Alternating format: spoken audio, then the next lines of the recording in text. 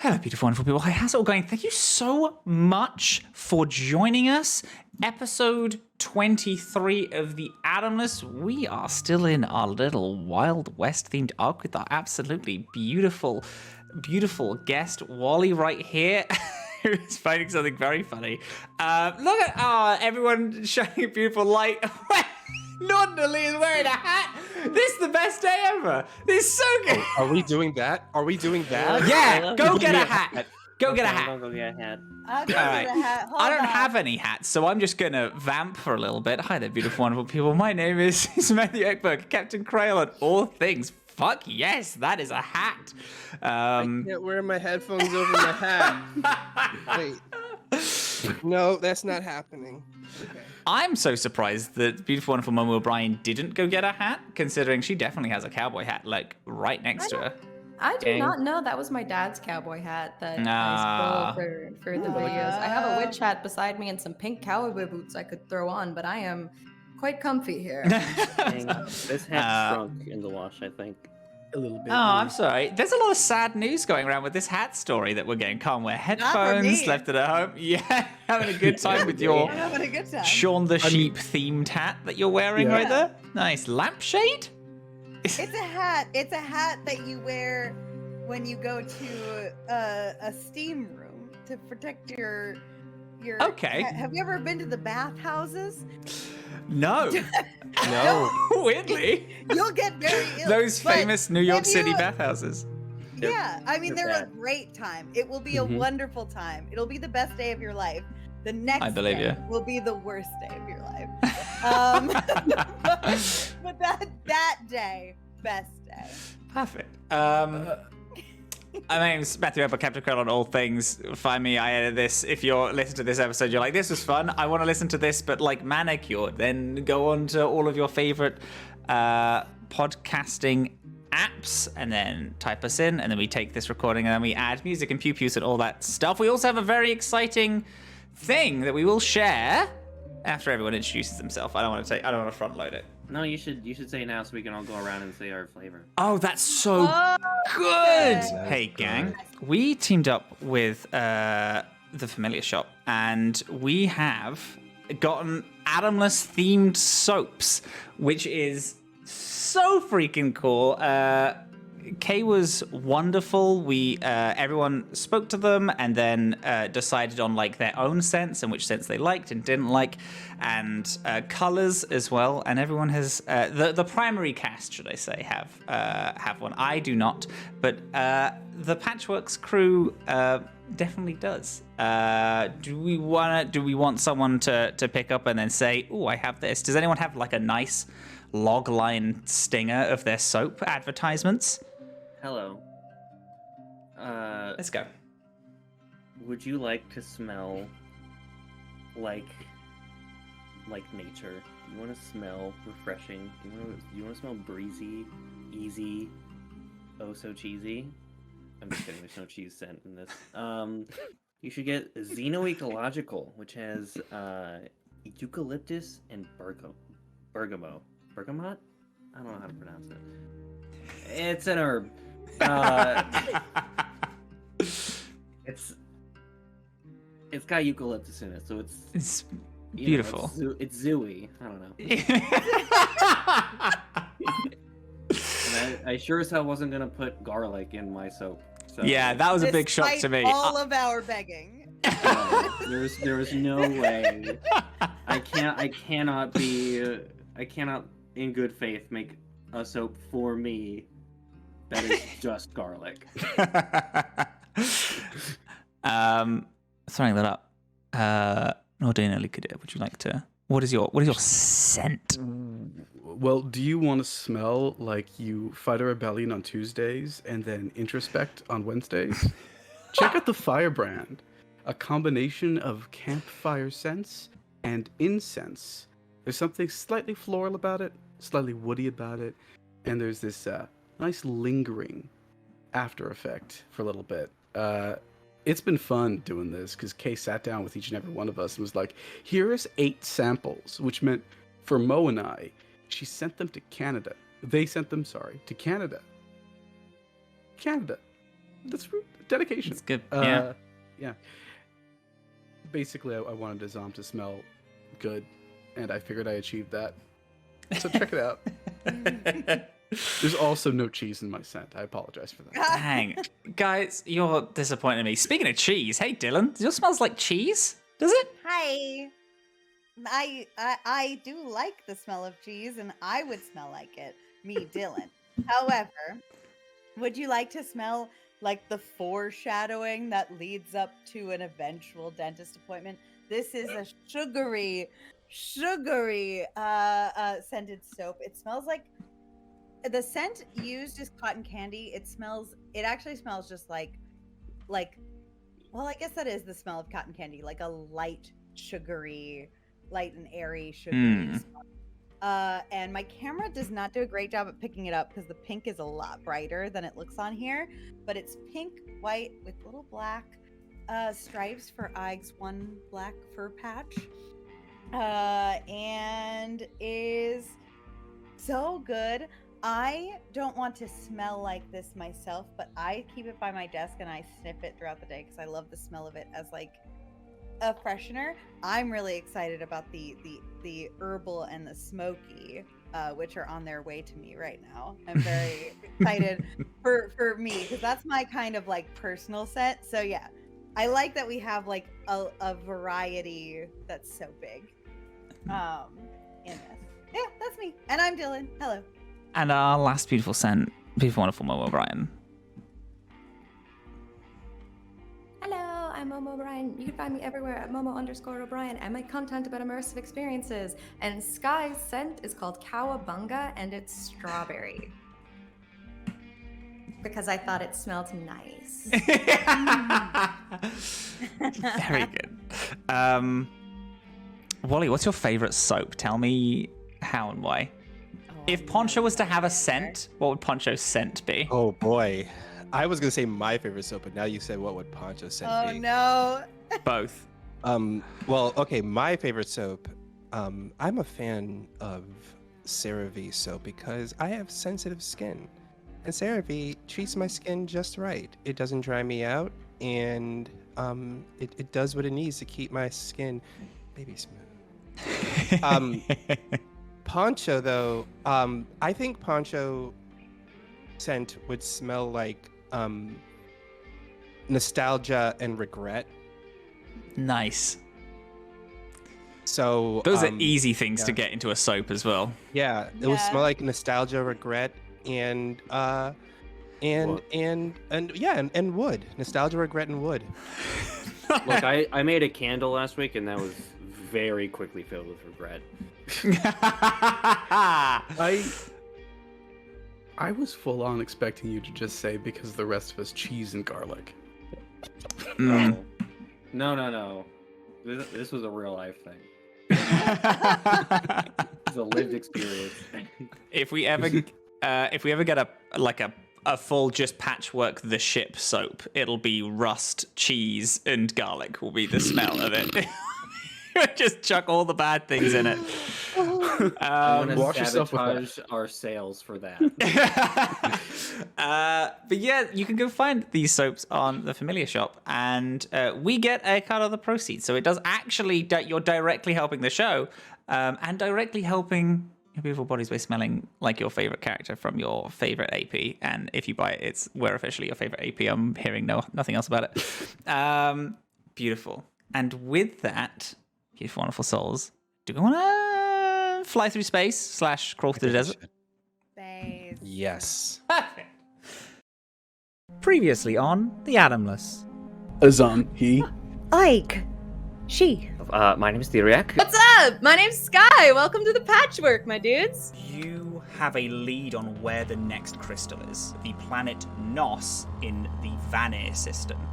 The patchwork unable to slow. The patchwork almost completely destroyed, bursting into splinters as you all fall onto into a seemingly infinite, dust-ridden desert.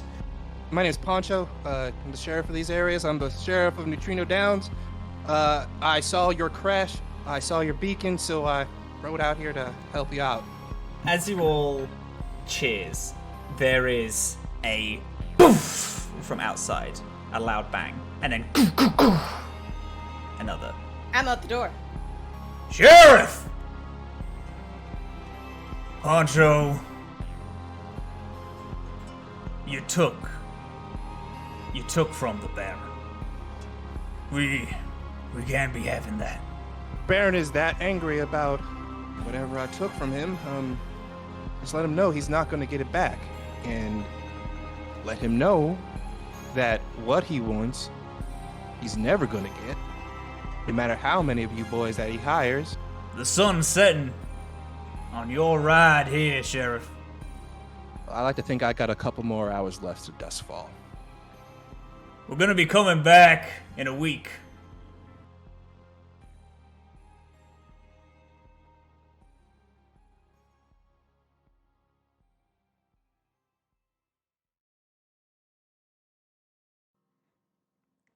The stars in the sky of Nos are a wildfire of color. Sometimes pink, sometimes yellow, green, auburn, but always, always bright. That is the same throughout the universe. The Atomless Sea fills every planet, every country, everyone has the luck to see the stars as they are. They have always, and in a lot of cases still are, used for navigation. Stories of myths and legends used for science. They were flown between before space travel was ever even invented. That is, until people built their own stars. Street lamps, cities, creating so much light that the stars leave, saddened and ashamed, their beauty outdone by a buzzing, man-made creation that lights your path home.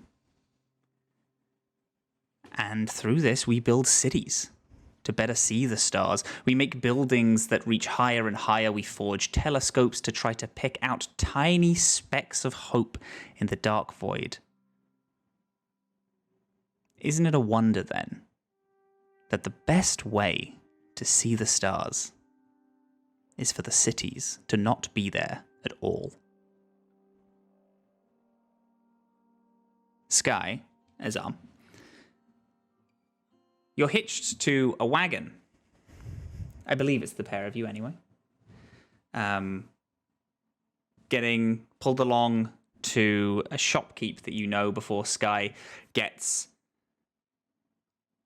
ready to go off and try to infiltrate the Baron's gang. Now, if anyone else... Poncho's coming with us, yeah? Poncho's coming? Is that Poncho's muted? Poncho is muted. Yes, I am with you guys. Poncho is also is leading the way.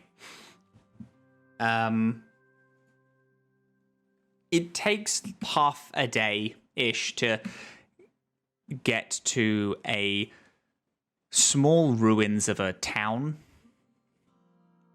It used to be filled with trade, you can imagine, but it's now sand-logged. The only remnants that you know that a town was ever here is through the destroyed buildings that this traveling salesman hides out in. You see some people off in the distance. They, having just met with this person, they're in the same place every month or so. They gather parts from scavenged buildings, crashed ships. They trade with Numors. They go to all over Nos, gather up what they can, and then haul it back to a certain dotted selection of places. This shopkeep that you see, old rag, hanging over, blocking out the sun, held up by these two poles. A about 3 foot rust brown beetle humanoid hovering about 2 foot off the ground. Poncho, you know this beetle as Rust Bucket. He's hovering around, speaking to someone, a collection of weapons, accessories, armor, some cybernetic upgrades that he will sell you, scavenged from possibly some old corpses, possibly some fresh. He doesn't install them himself, but Scrap determines that he will be able to do that if you get it back to him. As the lizards haul the wagon closer, he buzzes around and then sees you, waves you over. Or waves at you, doesn't necessarily wave you over. Are you familiar with Rust Bucket? Have you, like, met them before, traded with them a lot? I feel like Poncho is very familiar with Rust Bucket. They are definitely like the equivalent of like, you know, the local local general store kind of person that he will swing by Rust Bucket's little area whenever they're nearby and just, you know, chew the breeze with them, chat it up, you know, like do the usual like, hey, how's it going? Hot enough for you? That kind of small talk kind of stuff. You know, like the kind of small talk your dad would have when they go to the tackle shop kind of thing. Yeah, that's the kind of chats that he has with Rust Bucket.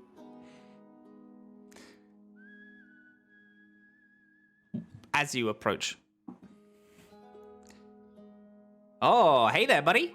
Hey, how's it going, Poncho? I see you got two friends there. Hey, can I interest you in any of my wares? How you doing? Haven't seen you around here before. You just been picked up? You new to NOS? What's the dealio? How you doing? Deputy. Morning, Rust Bucket. That is indeed. This is my new deputy, Deputy Skye. Oh, wonderful. Well, Skye, it's an absolute honor to meet you. Hey, a new deputy needs a new weapon. I got a whole bunch of stuff. If you want some new armor, some upgrades, some things to help fight off the fiends of the Crumbling Sands. Anything I can interest you in?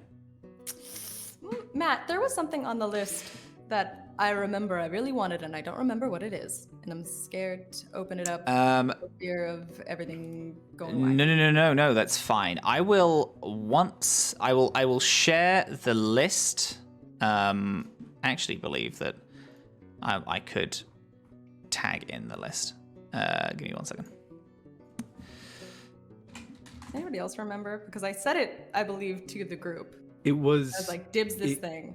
It was a quarterstaff of some kind. I remember that. Yeah, there is a carbon staff. I'm just reposting it here for you. Please do. I've totally forgotten what's in it. No, it's fine. That's It's been a hot second. So there's the shop just there. I've tagged that. Poncho, you know that Rust is since not a whole lot of people on NOS deal in credits unless they're from the main city. Even through that, they do, and they are quite money-minded. However, they are a fan of haggling, and they are okay with taking payments, like taking a deposit, and then you pay, you wire transfer the money. They are quite, even though their prices are slightly lower than the norm, they are very willing to help supply people since they're aware that people don't deal with money that much here. Poncho will hop off Thistlebrush and then hop over to Rust Bucket and go, now, Rust Bucket, these two kind people, they are definitely I will say they are good friends of mine. So why don't you give them he looks back at Azam, and Skye looks at Rust Bucket, the friendship discount.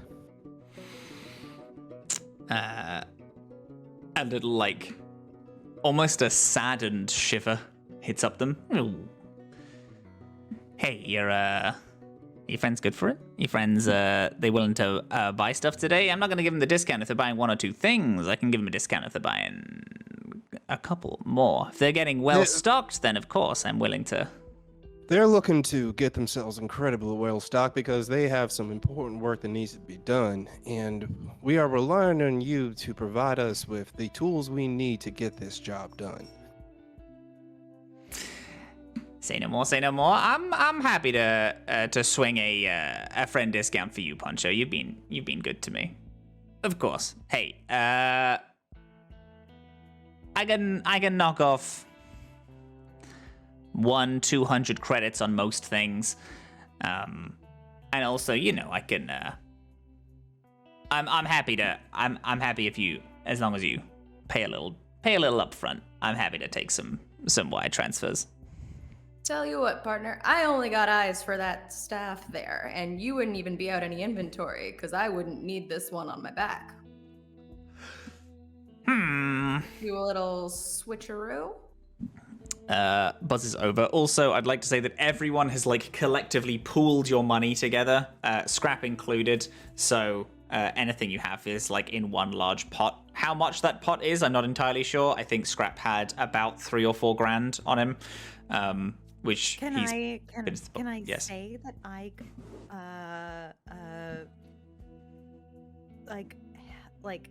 asked to hold back 1,000 credits, and she would put 5,783. I will. So Ig is putting in 5,000 credits into the pot. 5,783 plus. How many are we all put? We'll add 3,500 to that, as Scrap will put in his amount. My sheet says 665 credits and 1,900 wealth. I don't know what the difference between those is, and I also can't imagine. Oh, I also don't know what my wealth is. Wealth is the total amount of goods that you are carrying, including inventory. So you can resell your stuff. But it's like I your was net. I have a lot of wealth. It's like the total worth of all your assets. Yeah. If that is correct, I am about 5,500. But that would be if you sell all of your items, you can get back that amount of money. Skye would. 6,000. I think Skye has. Did you put in the 1,000 that you got from the job at the death race? I don't know. Okay, so that'll put 1,600 in for Skye. I'm a professional. 1,600? Yeah. 600. Still not enough. It's okay. I can help cover for. Well, we can all help cover for that. And I got 3,766. Theriac, how much you putting in? Me? If you want to. I don't know. How much you need? That's a. Forget it. I tell you what. You got paid off. You got paid money for the delivery of the Leviathan's Eye delivery. Mm-hmm. You got paid for that? Yes. Yeah. I was, and Good. I've kept very diligent track of my Perfect. of my credits. Theriac, add 2,000 credits to Theriac's a lot for the fact that you spent a month at Wild Times, and that's just how much you earned at Wild Times. Okay. That's it'll be like a monthly check. So would you like to drop in 7K instead of 5K? This is just what exists in our total plot. Yeah. Yeah, pretty much. Yeah, just 7,000. So that leaves us with 21,649, including mine. Screw the staff. I mean, 21,000. You got enough for the staff. It's a Especially- fancy sick. It's too expensive. I think what my friend's saying is right. If we could work out a deal, we'd be very interested. Yeah, I've got a perfectly good staff right here. Yes, of course, but I understand that your staff is definitely quite nice. However, this staff, it's carbon fiber. It's made to be lighter, can hit a little harder. You can swing it a little better. It's got things. It's still in very good quality. We found it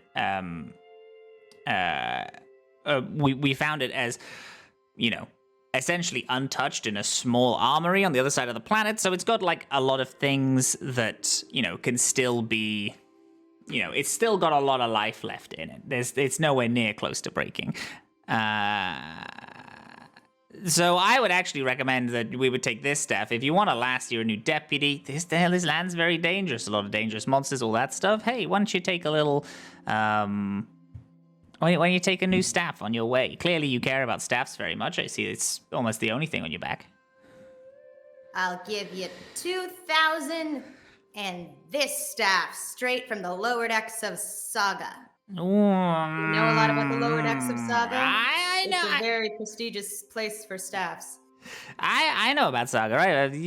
Word travels. I know about Saga. 2,000 is a little outside of my range. I can maybe go as low as 4,500. What if I were to drop in these Juggernaut boost, and I reach into a pack and pull out an armor upgrade called the Juggernaut boosters. The Juggernaut boosters. Let me go on to that. The price is listed as 1,200. Okay. I got a pistol in my pocket. I definitely don't want. Well, with if you get the staff, you throw in the boots, and you throw in your little pistol, we can figure out to maybe 3,000. We can bump it down to 3,000. How does that sound? 3,000 is a very, very good deal for this staff. It's almost that's over 50% off. You're really driving a hard bargain here. 2,200. 3,000 is, I'm thinking, as low as I can go. However, if you want, Come on, Rust Bucket. This is quite literally could be my dying wish here, bud. Well, that. If it's your dying wish, then I recommend shelling in a bit more for this staff. You don't want to end up going down, do you? You're not going to go down 800 credits for the dying wish of an orphan? I've actually gone down 3,150 credits. This is priced at 6,150. I'm sure you could do 600 more. Well, if we're being honest, you're not going down so much as you are receiving goods in exchange for credits. But my friend, we are new to this place. And we're not exactly extremely wealthy, but we can help you out in some way. We have the town to help outfit. And we could possibly arrange in the future to send more friends of ours to shop for your goods. Or in fact, give you a place in our town, possibly, to sell your wares yourself. Better access to clientele. I'm aware of Nutrino Downs. I imagine it's a town you're speaking to. Poncho and the others do come by fairly regularly. I'm not necessarily looking to settle down. Thank you for the offer. However,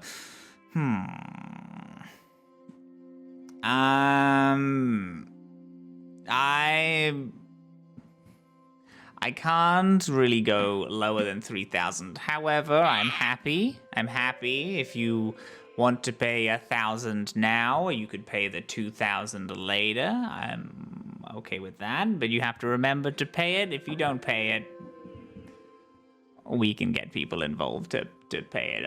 Let's say 2,800, please, for me. Can I do a diplomacy check? Yeah, do a diplomacy, yeah. Yeah, so That drives a hard bargain. that is indeed true. Oh, I'm gonna have to check what my expertise die is nowadays. D6 plus 1.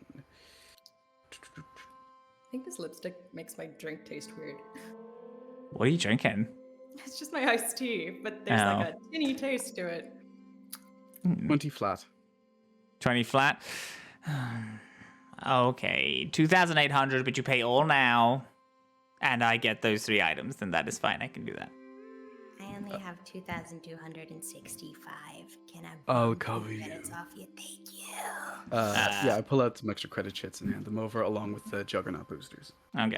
And I'm giving you my pistol. The pistol and the staff. Yeah. And you get the carbon staff in thing. To save some time, if people do want something, Rust Bucket will be willing to go down to 50% off with all the talking. Oh, actually, no, they won't be willing to go down to 50% off. My apologies. You can round down to the nearest 1,000 and then take another 1,000 off. This is obviously only for things over $2 grand, which there is a lot of. Sounds like a good deal. So the entire list, yes, Theriac. I think Theriac is gonna do the bionic eye laser. Yes! That's cool as hell. Skye's also gonna immediately take the staff and go off into the distance to like get some practice in, so she gets used to the weight and stuff before she infiltrates. Which one are you taking? Are you taking the Azimuth one or the Corona one? Well, if I got the Corona one, I would have like no money. The Corona one would be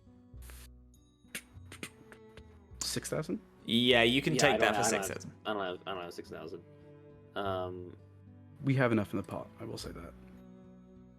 I have a question though. If I got the Azimuth, if I go down to the nearest 1,000 and then take 1,000, it's only for things over 2,000. You can get it for 1,000 for free. You can get it. You can get it for 1,000. Okay. Yeah. Scrap will also ask. Tell you what. Scrap asks for any replacement arm that will do. That would fit because he's missing an arm now. And there is this bronze. This bronze quite cleanly made arm that has the hideaway limb quick draw thing on it. Clearly used by some type of old sheriff that just wasn't quick enough. And it seems like it would fit the thing that Scrap wants specifically. If you don't want to spend that, that's also fine. You just be like, we just didn't have enough. And then Scrap will forge his own again. We'll take it for 2,000. We'll take it for 2,000. Yeah, We still have 15k left after that. Yeah. As a group. I will remind there is also just to remind everyone, there is currently no way off of this planet, and money is normally the best way to do that. So spending everything might not be That's what I was worried about. That's why I'm not trying to blow all my money. You can, but obviously you are all scrappy. You can steal Scrap. stuff, sneak on ships. Scrap is scrappy, yeah. Scrap. We just learned the origin of that. I want Scrap to have an arm back. Yeah, I'm okay with our funds going to that if we have to do what we have to do. I want Scrap. I can sell back the staff if we need to. No, we're more than covered. Take the damn staff. There is also armor and armor upgrades if that interests anyone. If anyone wants a little extra boost, reminder there is going to be a big few fights coming up. We've got a refractor suit and an STEC suit 2. And there's another one actually. An EJ hard suit advanced, which is heavy. I would like, if everyone's okay with it, can I get the jump jets? The jumpy jets. Yeah, the armor upgrade, absolutely. Yeah. Okay. So fuck it. I'll get the big eye laser thing. Yeah. There we go. So that's 1,000. Bye-bye. 1,000, and the eye laser was added 5. I already took out the extra 1,000. Okay, we're at 9,849 credits. And I still, what shit can I sell? I will say, Poncho, you can through town funds, you can get one thing for free. You just pick a thing, because I know that you have a different, been slowly accumulating money, but you can pick one thing off the thing for free and just say that you just have the money for that. What did we write down again? There's the list.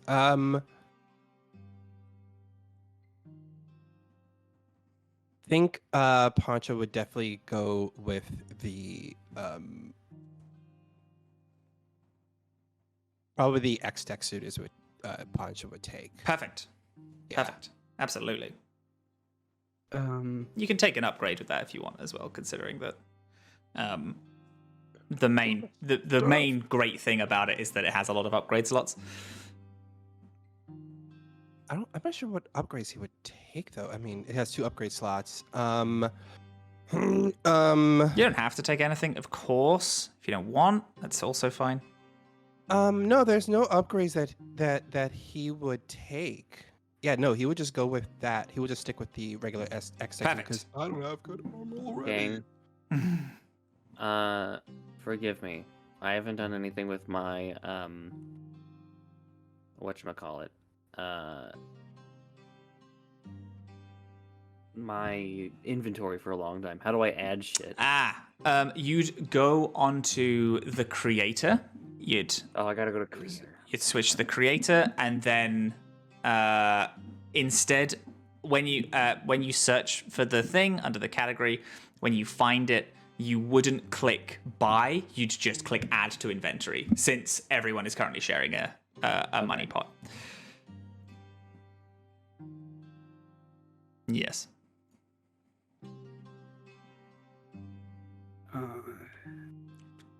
I think Creator, equipment, and then search for specific items. Is there anything else y'all want to buy? Because Azam would not buy anything until he bought everything everyone else wanted. I got my staff. I'm happy. Good. I'm not seeing my thing under the listed subcategory. Let me have a look. Hang on a second. Azam, what is it that you would like? I'm thinking about the refractor suit, actually. Beautiful. Perfect. But I will only take, like, Azam will push, because that's 3k. But Azam will say, I practically bought you out of house and home. Why don't I take this pet carrier off your hands for free? It's 100 credits, man. Yeah. They agree. Sure. Yeah, nice. All right. So I will keep track of the remaining of our inventory. Okay, we have 6,849. I'm gonna write that in my notes. Oh yeah, this bionic laser is not on this fucking thing. What a villainous turn of events. Let me look in all things for it. No. Let me look in all things for it. I'll find it.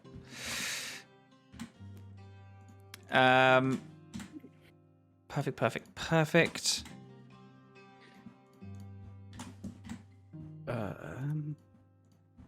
Area. What a cruel world. What a cruel world. It's not allowing me to give bloody bionic laser eyes, but it'll let me add a bionic knee? That is horrible. I don't want a knee. I want a cool eye laser.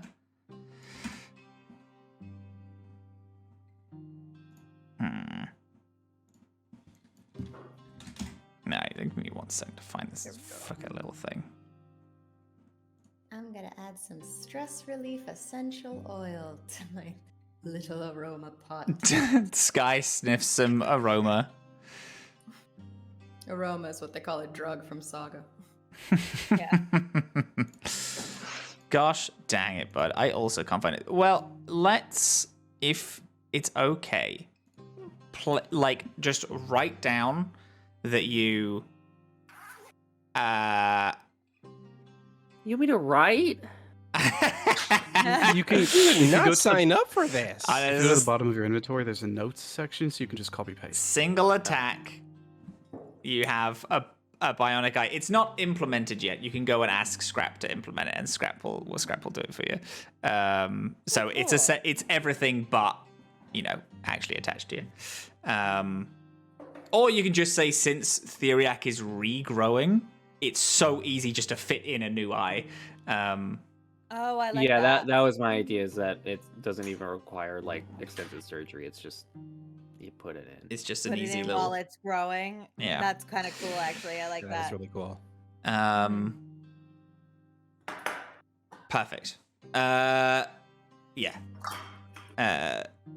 2d6 fire damage, and on a crit, it's an extra d6, and it's 1 attack you can do that for. You cannot be disarmed from your eye. Okay. Yes, there you go. That's there. Is there anything else? Any other things?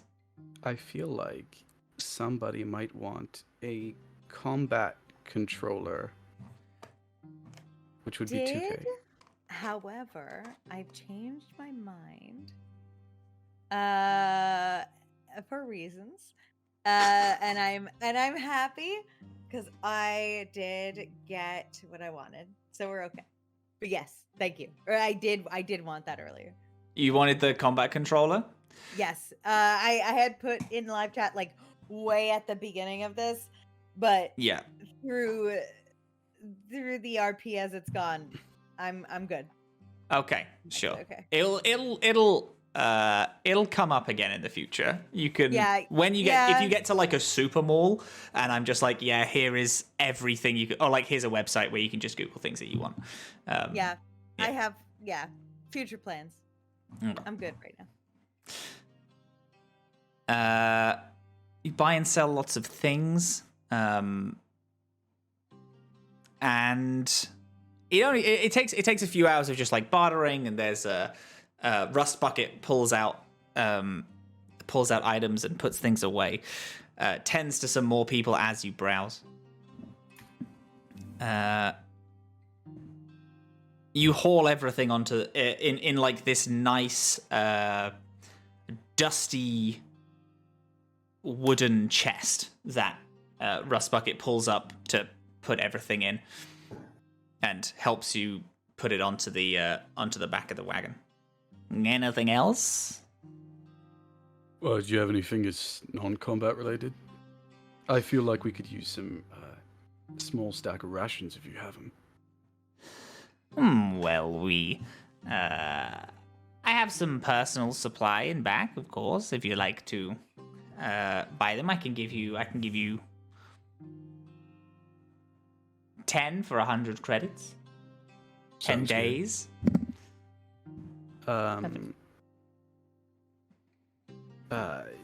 Azam pulls out like a couple extra things that make it look like he's planning for a survival journey. And then, just so nobody asks where you came from, and I plop it in front of Skye. Did you pop that in front of me? Food? Rations? Well, yeah, but also just a small survival kit, med kit, that kind of thing. Well, Just in case people wonder where you came from, you can say that you traveled.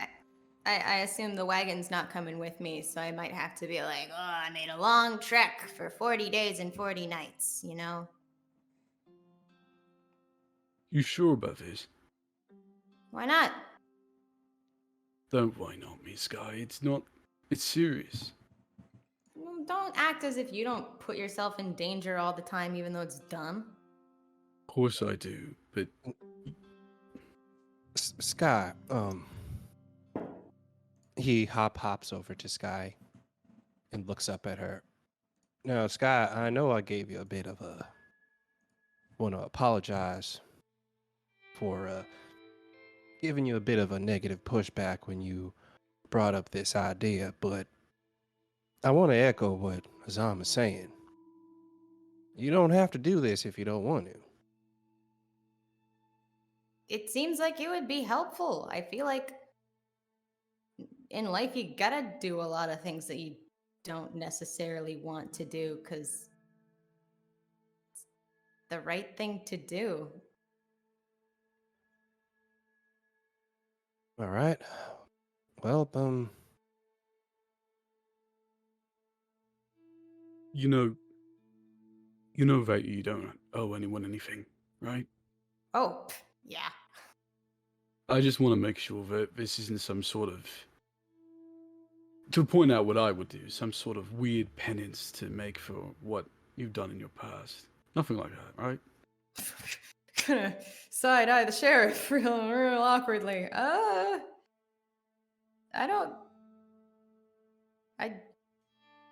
didn't think about that till now. Oops. Skye, you're young. Don't get me wrong. Being young is a perfect time to start making risks and figuring out who you want to be, but it makes us who've been around for a bit longer a bit scared. We don't like to see youth hurt. Never have. It's just a simple infiltration mission. Damn, guys. You're making me sweat. Alright, well, I've got 2 more things for you. I pull out a copy of Alice in Wonderland in Braille. Isn't this your copy of Alice in Wonderland? Yeah, it's lucky. Okay, I can't read Braille. I don't think luck works like that. Okay. And Heavy luck. Jeez. I pull out my flame rifle. Took this from Behef, you know. Probably make you look like a badass. I imagine it would, but I don't know. I think I'm a bit too lethal. That's why I got the staff, you know? Gotta make things easier for everybody. Well, if that's also the case, he pulls out a tiny little radio and holds it up to her. Here. This is a direct communication from you to me. I'm gonna pass this off to the others, you know, so you can keep in communication with them, just in case things get a little bit hairy, unless you need to, you know, ask for help or something like that. Roger. I've always wanted a walkie-talkie. Over. He presses a button. You don't forget to say over after you finish your sentences. Over. Got it. Over. This is fun already. Last thing, Skye. You know that little voice in the back of your head? I don't know if I have one of those. No. Should I? Do other people? The moment it tells you to run, you run. Don't worry about if it costs us anything. Focus on yourself first. Okay, is that gonna make you feel better? Yes. Okay. Good. Can't promise anything, though. I was kind of taught to not listen to that voice, and the mission's the most important thing. I've had to turn it off a few times myself. But this is not one of those times. You think I'm ready to have that rifle?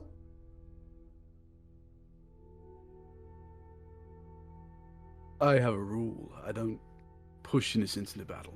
I don't train them. I don't tell them to fight. Never do. So when people ask me that question, my answer is usually no. No one's ever ready for it. But you have a voice. You have a conscience, Skye. I've seen it. I saw it in Saga when I torched those lawmen, and you said never tell me about it again. I know I'm doing it. Give another side eye to the sheriff. Well, you know, sometimes I've done bad things. Well, it was necessary. Never mind. My point is that you do have a conscience. You do. So I think you can handle it. But if you don't feel you can, there's no point making yourself uncomfortable in a moment like this. So what does your conscience say?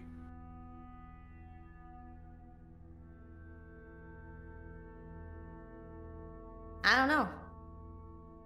One way to find out, I guess. Here you are then. Slowly take the rifle. Put it on my back. It's heavy. Things like that usually are. All right, are we ready to mosey? Well, if we're gonna mosey,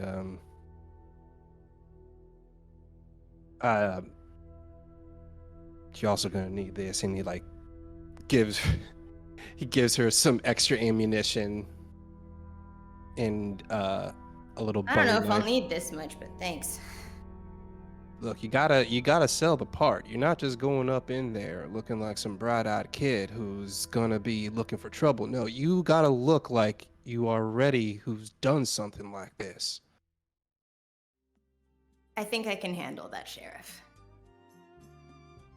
Yeah, you can. And I, like, gently put my hands on Skye's shoulders and like adjust her lapel. I'll keep this for safekeeping. And I gently remove the golden star. Pull button.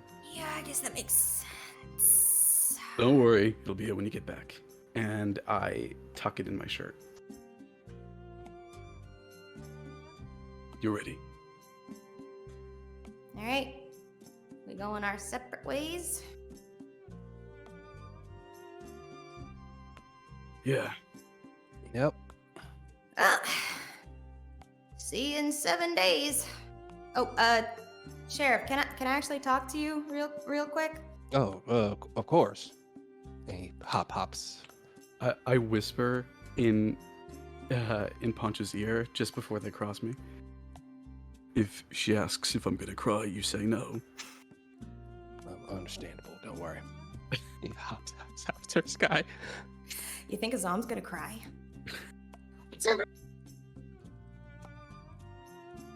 Zom, no. He's sturdy fella, you know, likes to keep them emotions deep down inside and lets them out when the time is right. I respect that. I don't believe you.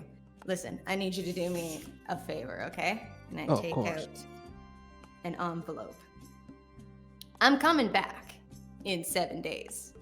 Well, I'm and counting this is on gonna it. go fine. But if it doesn't, gonna need you to take this. Right. Gonna need you to open it. Okay. But more importantly, when I do come back, because I am gonna, Right. I want you to burn it and we never talk about it again. So you want me to take this envelope? Want me to open it right now? Look at the No, content? Oh, no. This stays closed unless I die. Got it. Okay. Okay. Okay, got it. I'll keep a good eye on it. Takes it and stuffs it under his poncho. All right. You know the plan? Keep it, open it if I die. Got it. Any other scenario, you destroy it. Any other Or they'll never scenario, see it. I will get rid of it and I will act like it has never existed at all whatsoever. I appreciate that, partner. All right. This is a bit of a weird question, but you said you're from Saga, right? Yeah, lower decks. A friend of mine was from Saga. I don't know if I know them. No, you wouldn't know them. They were part of my original crew. You know, the people who helped defend the town. Surprisingly enough, the person that bandana you're wearing right now belonged to them. That's a lot of pressure. Don't view it as a lot of pressure, Skye. Okay, doesn't mean anything to you. It's just a bandana you were trying to No, get rid of. it just you remind me a lot of them. Oh, Sheriff, you can't say that to me. I'm saying it because of this. They were a fighter. They were smart. They were quick. They knew how to think on their toes. Any kind of situation, they knew how to get their way out of it. They had quick hands, a quick eye, and a quick heart. I see a lot of them in you. That's why I know you're going to get out of this just fine. Because, well, Sammy would have also done the same thing you're doing right now. Guess what I'm saying is, I trust you to handle this well, Skye. I trust you that you're going to come back and I'm going to burn this letter.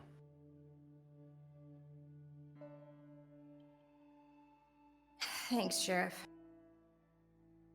All right, now skedaddle before Azam starts crying. I'm a ride off into the sunset, and by ride, I mean walk. Also, on a meta level, WallE, I have actually written something.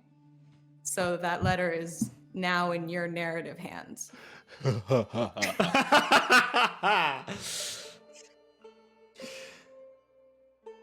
Skye, as you walk off into the vast dust bowl that is the crumbling sands, Nutrino Downs has this quiet tension. The air is constantly slightly stressed from the fact that everyone knows that there is going to be a fight in a week. One that they've seen before, one that if this one goes wrong, will probably be the end of the town. But all of the townsfolk seem calm, relatively. A bit jittery, and you can tell that most of the stress is coming from them, but they're almost resigned to this knowledge. In the afternoon, though, there is yelling coming from one of the rooms in the inn. If anyone is near the inn, you get a general idea of what they're saying, but it's still one of the arguments that you kind of try to turn your ear away from. But it ends with a door slam and Flare very angrily walking out into the main square, out of Keelan's room. What have you been doing over the past few hours? Okay. Yeah. So I think that I got kind of Theriac set up to get like healed. Is that the same day that this is happening, right? Mm-hmm. This is all the same day, yeah. So make sure Dr. Theriac is getting healed up.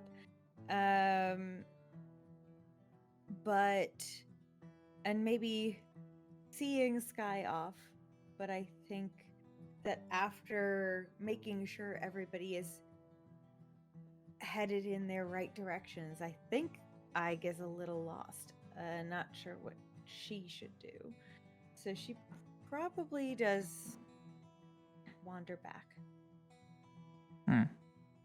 to the inn.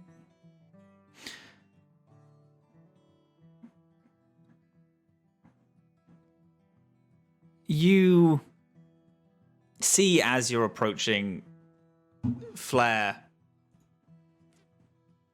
stomping away in some type of angry mood, and walks quite quickly off in the other direction. You spot each other, briefly lock eyes, and then, in an effort to not see anyone, stomps off. As you walk into the inn,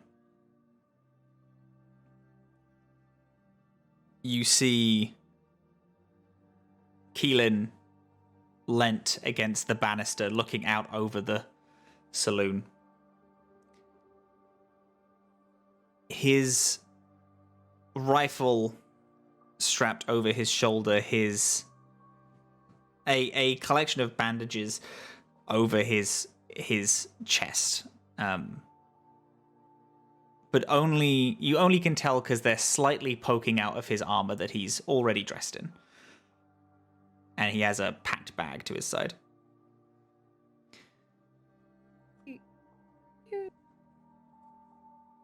Sorry, what are you doing? Are you? I mean no offense, of course, but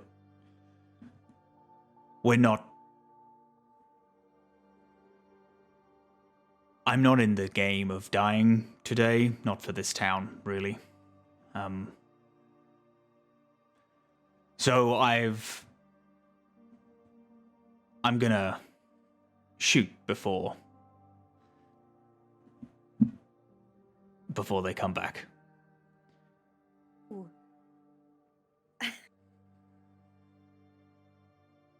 Oh, I'm sorry. It's just. Well, we don't plan on dying. You do know that, right? We're not planning on that at all. We don't plan on anyone dying at all if we don't have to. I think that we'll be the ones. I'm sure you do. And I think that there is a chance, possibly. Your mind's totally made up on this.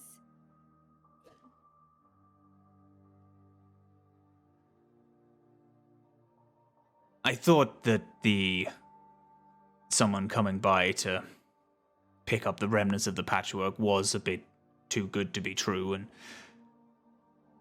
I don't think this town has a whole lot of firepower, and I don't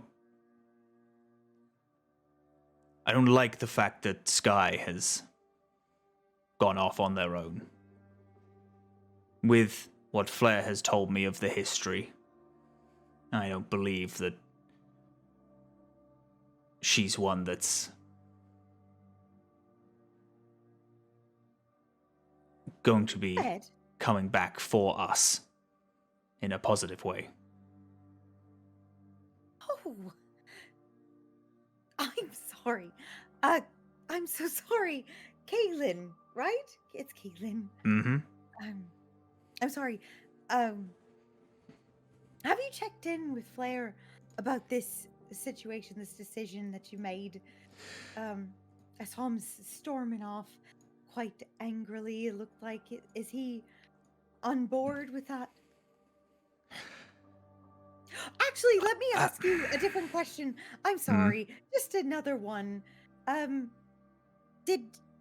sorry if you don't know anything about Skye. That's fine.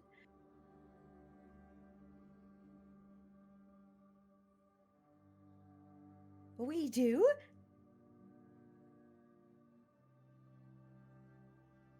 Skye? The only reason to be worried about Skye going off on her own is to be worried about Skye's well-being.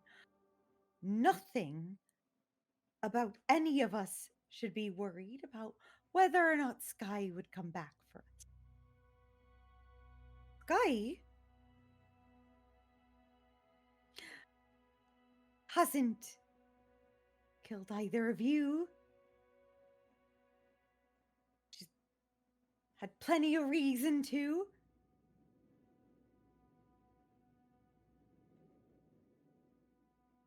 But she's better than that. I don't care what you do, but you should say goodbye to Scrap and to Azam. They gave a shit about you. I'm gonna go talk to your ward. And gonna storm off after Flare.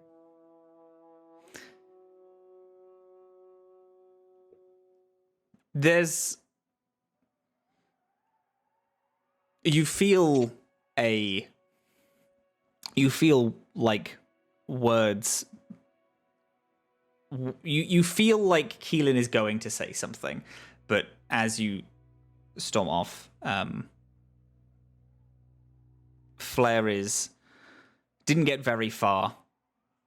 Is sat frustrated on the steps of an abandoned little shack. I sit down next to him, and I let Purple out to just kind of like roam a little bit around where we are. Kind of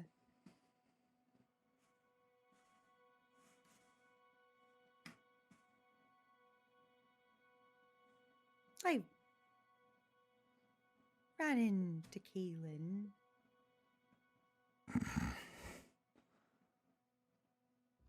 I agree. I don't think he's... Well, you know what? That doesn't matter. I don't think he's a bad fellow, but I think that he wants to protect you. I don't need protecting. Why? I know that.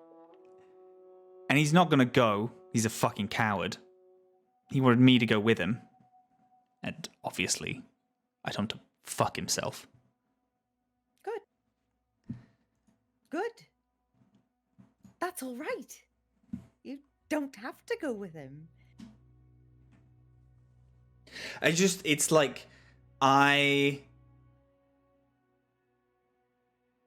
we've spent so much of our time just bouncing at the first sign of danger, and that's not gonna help anything, and here we're going to do something, you know? And I'm pissed that he doesn't... He just doesn't have the fucking guts to stand and do something if he has the chance to run. We didn't do it with the Heth. He fucking didn't help you all. He forced me to stay inside the ship. He got away as soon as the grav locks left on helium. He will always pick running.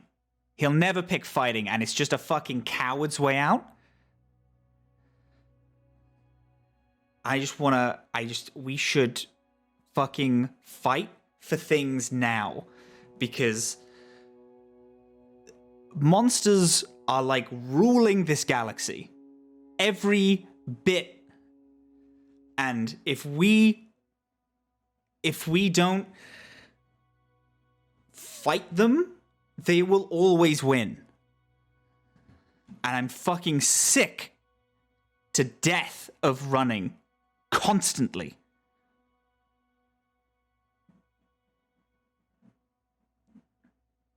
He's not going to leave.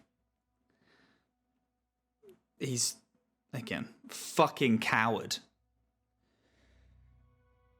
Die on his own. He knows that. Well,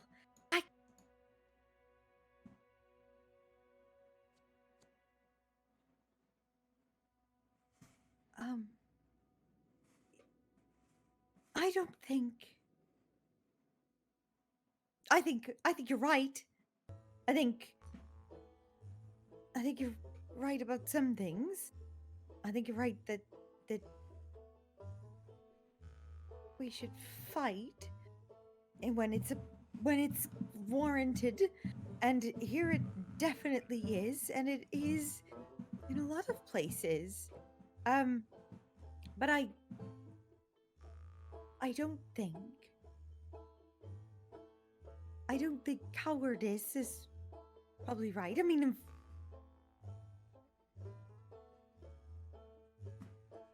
I told him to stick it as well, but I do think that it is reasonable to be scared, to put you and people like you and Skye in danger for what we know is the right thing to do. Hella, I am only just learning about the right thing to do. So it's scary to put that on anyone's shoulders, especially someone young.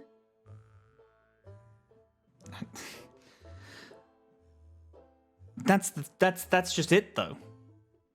That's the excuse everyone uses. Every opinion can be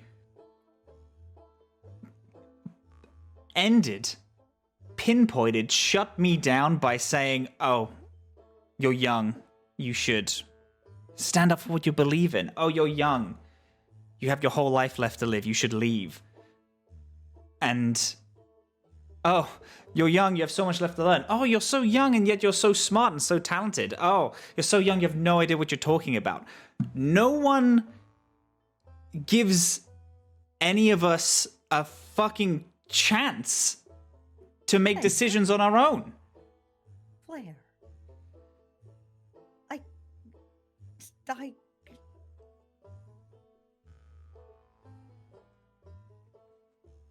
Where is Skye right now?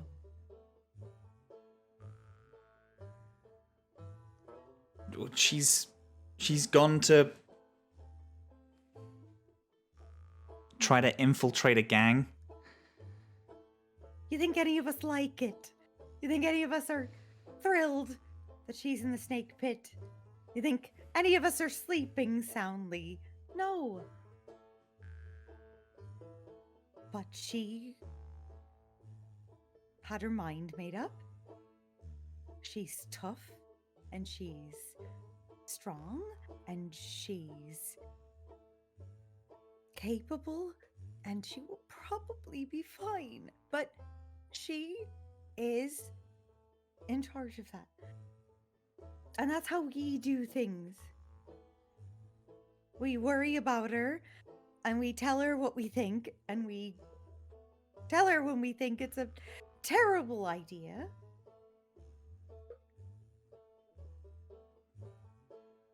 But it's her idea. And you can, if you have ideas, I think we would all like to hear them.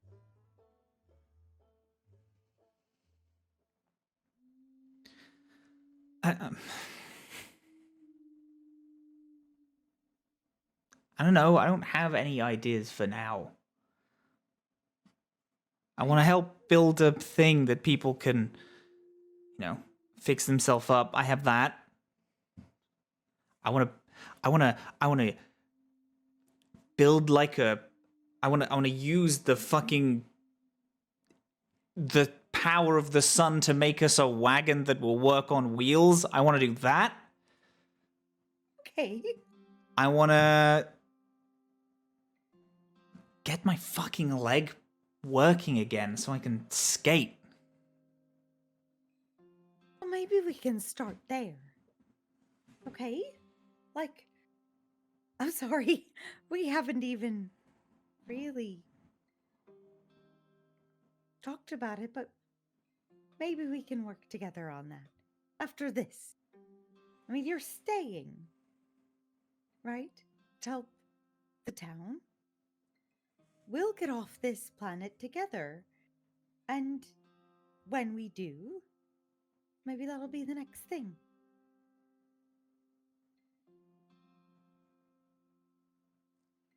Kelin will come around.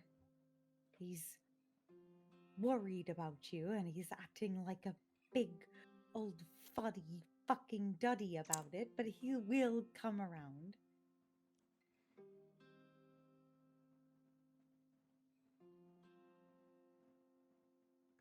You worked with corporations, right?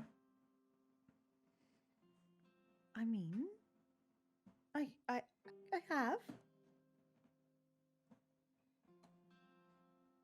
Should be like a motivational speaker or something.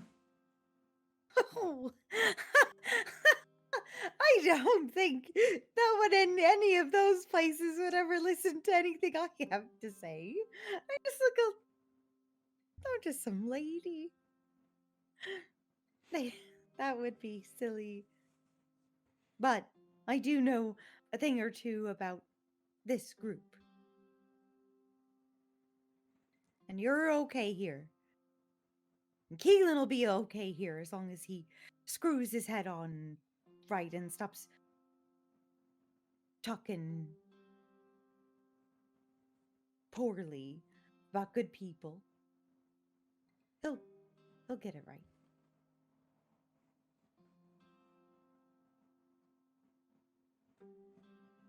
You're okay. Yeah. Can you try something for me?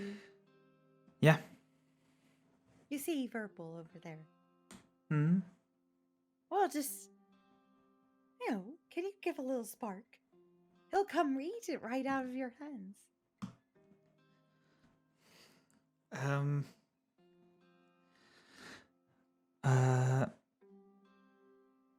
Yeah, okay.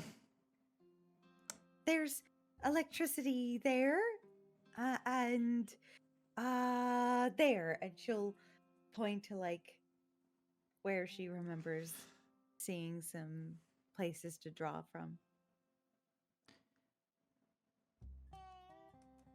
Clearly rusty at drawing power from anything. An ability that has not been honed or has seemingly been looked at since, or aside from a few accidental sparks of magic. They reach their hand out and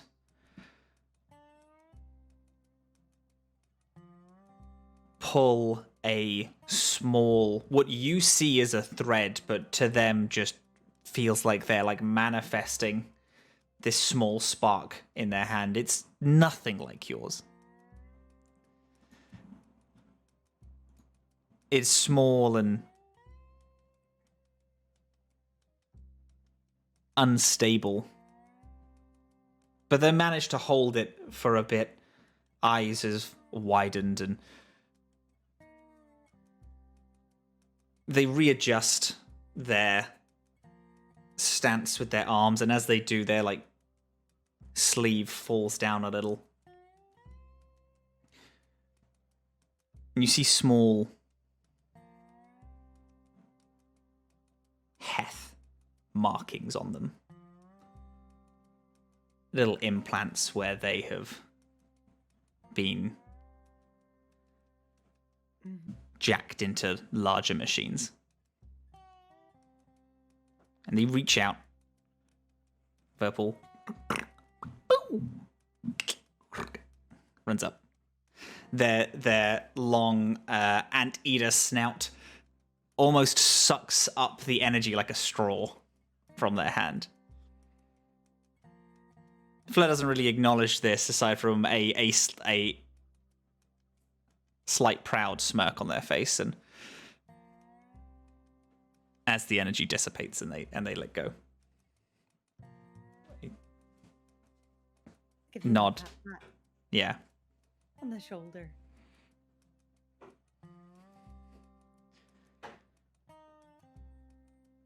That was cool. It was. Yeah. Look, practice a bit and then we can show the others. Okay. Sure.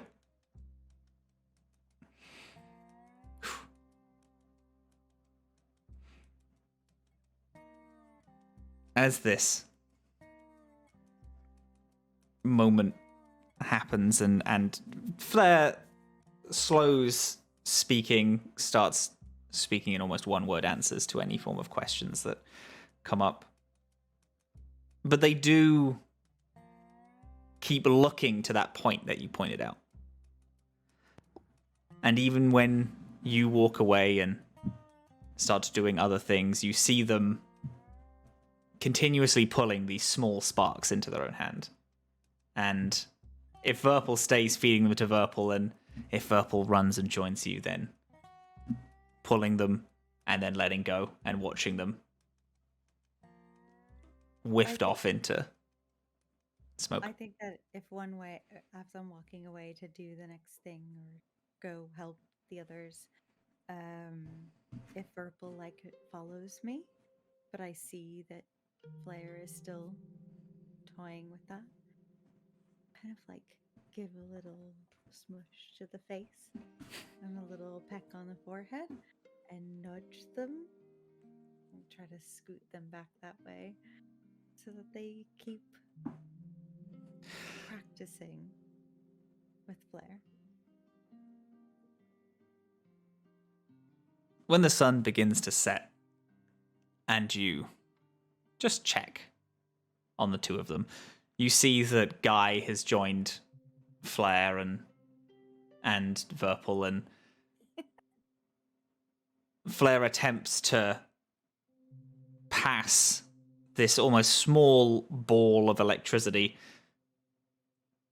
around to the two of them, but it always disapparates in their hand, almost like a dog playing in snow. They always chase the ball, even though the ball immediately evaporates. You see one or two times when Flare accidentally stretches out their hand too fast and Guy gets a little electric shock. Their hair stands on end, and other times when Verpal just sucks it in. Around this time, Azar and Poncho, you both arrive back in town. Is there any scenes that anyone else would like to have before we hop on over to Skye? Yeah. Yeah? Or do you want to do the scrap convo? Yeah.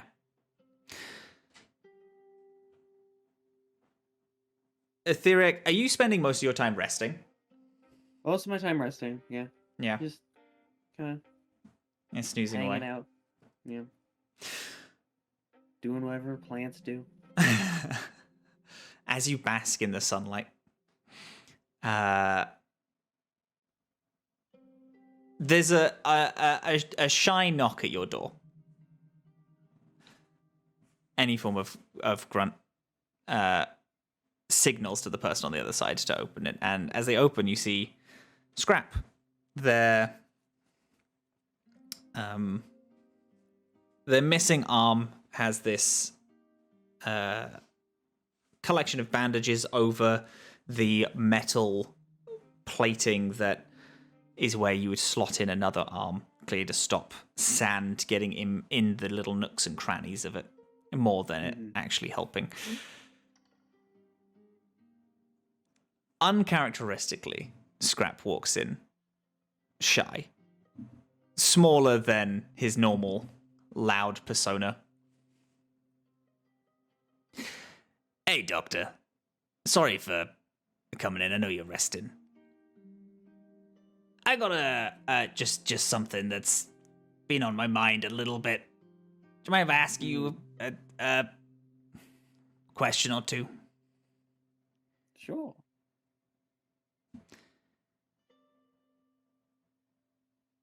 I tell you what, I must have taken quite a hit to the head when we crashed, because I was talking to Flare about some stuff on the way over, and it's just something that I've been thinking about. Sure. I'm a guy, you know. I'm a dude. You know me, like. You know, I like my stuff. I like my rough little, you know, I like my sports, all that jazz. There's something I've been thinking about with spending more time with you and Flare.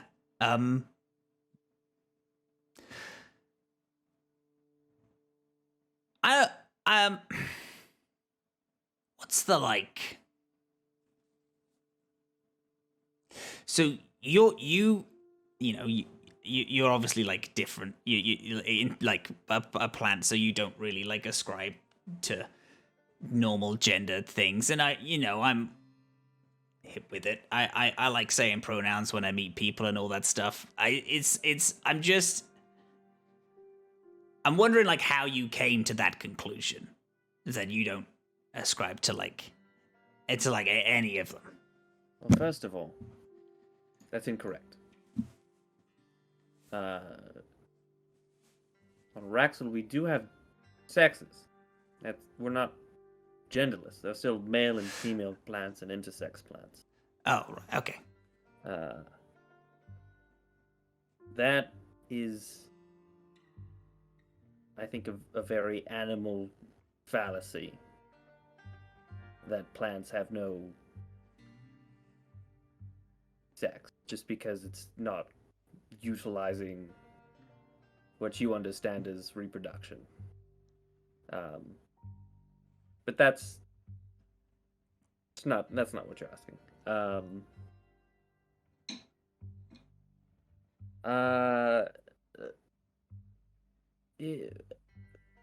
The culture on Raxel is very different than what I've experienced out here and the rest of the Atomless. To be frank, there wasn't much of a need to ascribe, though. Like, there's not really roles regarding that. So I can't even necessarily say that, that there were these expectations of me being this particular sort of plant growing up. I don't come from the same soil that you do, no pun intended. Yeah. Because, like, I don't know if it's because, because Flare has a similar thing. Mm.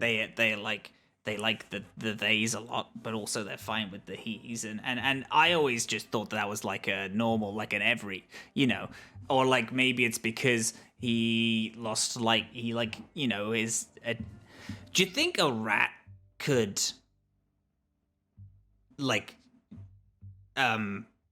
do kind of like what you do? Like, do you think I could what do I do?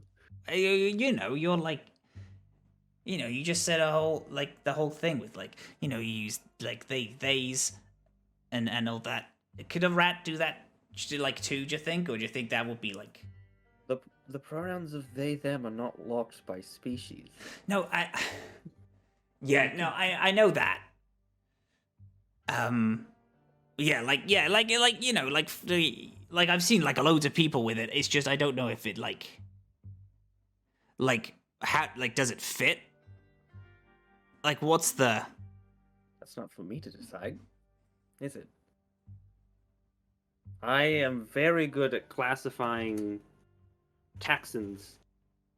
That's what you're asking is not taxonomy. So it's not like a thing that you could tell me what it is. No, that's not. Taxonomy is sort of ascertaining the qualities that make a specific creature what they are from the outside perspective, right? This is people looking at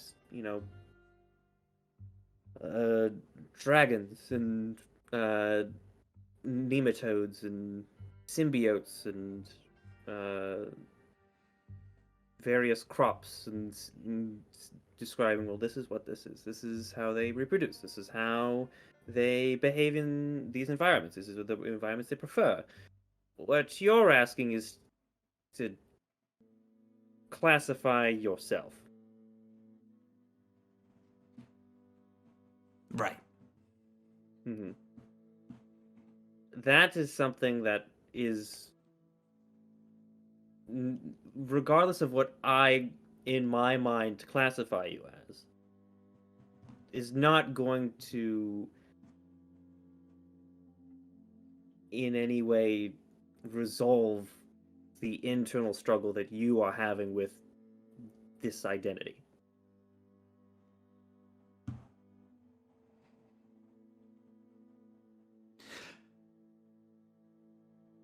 Okay.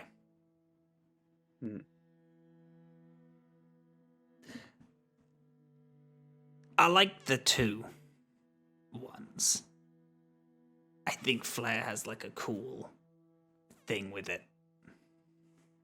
It's like, yeah, like, you know, like multi-classing in. Like there's the like Flare uses like they as well, and I like that. I always thought that was just like a thing that everyone did. I'm realizing, you know, actually going outside and meeting more people that I don't know. I don't think everyone kind of refers to themselves like that, and I think that's I like it. You know. Well, there you go. Right.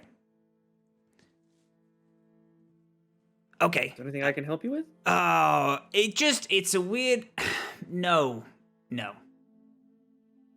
I was kind of hoping that you could do like science stuff and like be like, oh, this is it, and this is like the answer, and it wasn't something that I had to like emotionally prepare for. I don't like. I'm not a fan of emotional digging. I would rather you just kind of was able to science me it. But you know, you social scienced me it, and that's different. Okay. Well, hold on. What are you asking me to perform an evaluation test of your gender? I was wondering if that was a possibility. Yeah. If that was a thing that you could do. Well, first of all, I'm honored. Second of all, I'm not licensed to do that. Right. This seems like perhaps you should seek a counselor, therapist, not a therapist. Maybe a therapist. I don't know. I'm not sure what these things are. There are people who do this specifically. Yeah. No, you know, like I feel like, you know, they like really works for me. I like those. Like if when saying it, like I get a little like kind of the first time I thought it, I got a little spark, and I thought that the chip in my head was going a bit weird. But then I did some checks, and it wasn't. It was fine, and now I just kind of think that that's like an emotional response, and I like that, and I think it's good. It's just I thought that, you know, I was kind of hoping that there could be some type of a thing which would be like, yeah, you're definitely this, because I feel like it's definitely that. But I don't want to, you know, I don't want to be wrong. There's no right science. Okay. Okay. Science is not about being correct. Science is about experimentation. Science is about dabbling. Science is about testing. I think what you need to do is to test this theory that he, they are the designated pronouns for yourself. Could you, like, help me experiment with that? Could you help me in this? I don't know how you could, but you know. Well, I trust you. I can refer to you by he, they pronouns. Yeah, that'll be cool. Yeah. All right. Was that at all helpful? Yeah. Sorry to go talk about taxonomy. No, it's good. I'm sorry to come and disturb your resting time. No. Why would I be sorry about that? Why would you be sorry about that? I don't know. Thank you, Doctor. I appreciate it. Thank you, Scrap.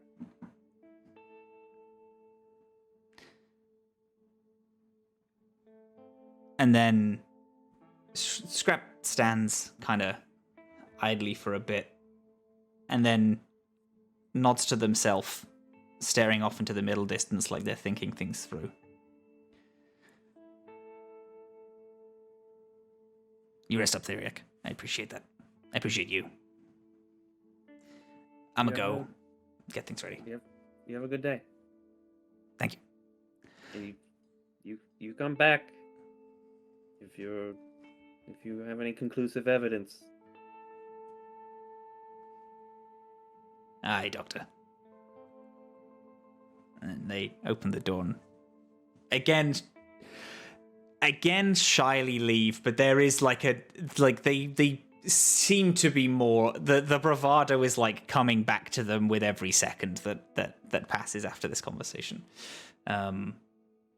Muffled a few hours later, you hear them joyfully yelling with a random person downstairs. Okay. Is anyone else? Now that Poncho and Azam have gone back to town, is there anything we'd like to do? Or would we like to move on over to Skye? Clap for that wonderful conversation. Oh, yes. That was just wonderful. Can I actually just say that when Azam and Poncho re-entered town, that Ike is back on her way to do other things and has left her conversation with Flare and runs into his arms and is just kind of very briefly on her way to go back to planning. Caitlin's got a bad attitude. What do you mean by a bad attitude? Hello to you too, Ike. Oh, yeah. Yeah. Well, I don't know. He seems to like you as in whatever way. But he was quite rude. I'm sorry that he treated you that way. Well, he was rude about Skye, and frankly about Flare. And there are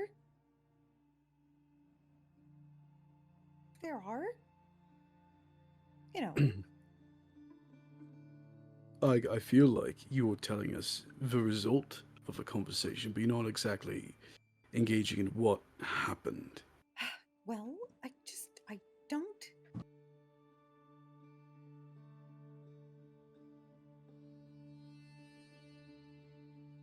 Some of it's not mine to tell, but Kelin,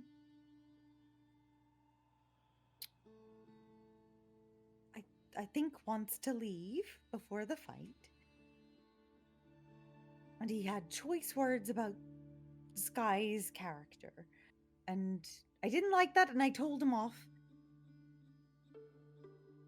And I'm sorry if that creates extra work for anyone, but I couldn't hear it.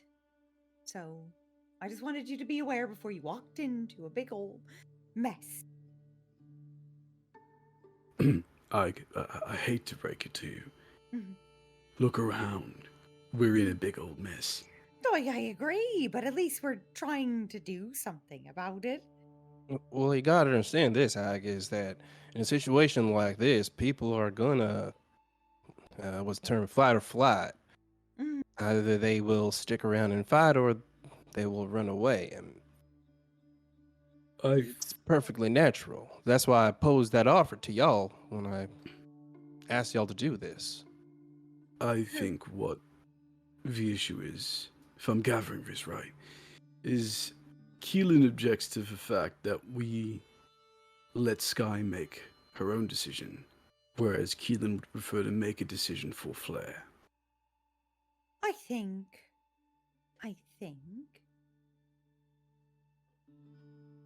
from what I've gathered,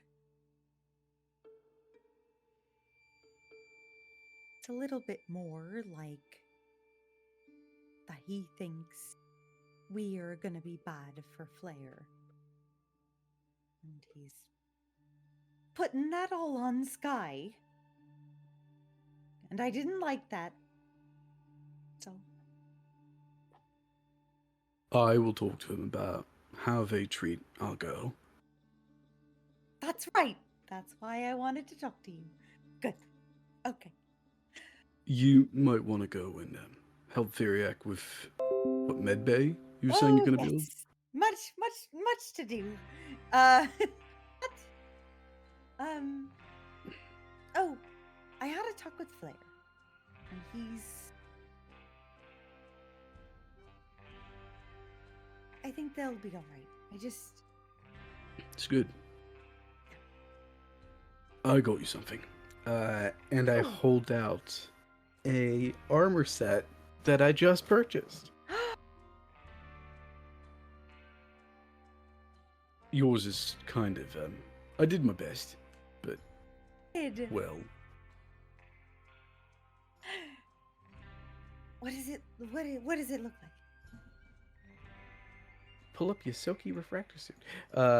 It's a reinforced jumpsuit layered with energy reflective foil. So it's almost like a metallic sort of jumpsuit. And I think this particular one is copper and a sort of metallic purple. That is close to the body but has enough padding in certain areas and is designed to reflect attacks. And noticeably, it has been buffed a bit recently. Because naturally, when Azam bought it, it was secondhand. So it was refreshed on the way shined? here. Mm-hmm. Okay, cool. Oh, it's brand new. It's so shiny. What do I owe you? Azam, would you like,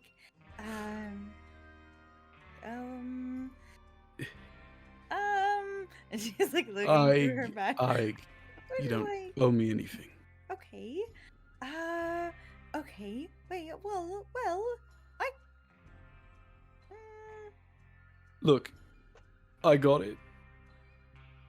I could get it resized to fit me if I really wanted to, but I thought you could use it more than I could. And I like it. I also got this for you. And I pull out the pet carrier. So you can attach it to the back. Ooh. And it can go on here. She like clips it on. I say, well, actually, hold on. Oh, Verbal, this'll actually help us quite a lot. Was it terribly too much? But I think this will help. What could I do with a bunch of credits? Except make sure you all survive this. I think we're gonna do great.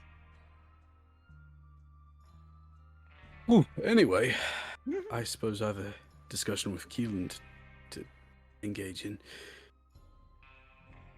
Poncho.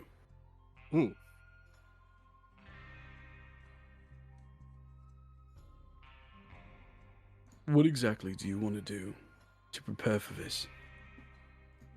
Well, Definitely like to fortify the buildings, that's for certain. Right.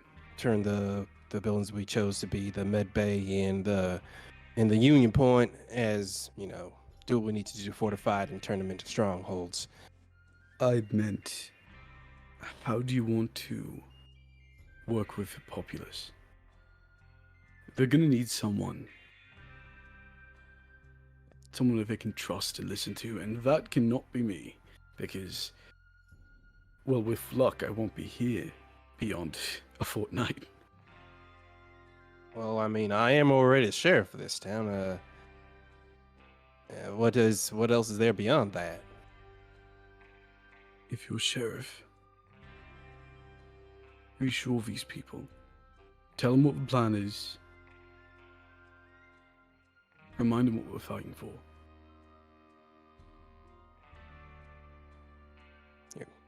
You're at.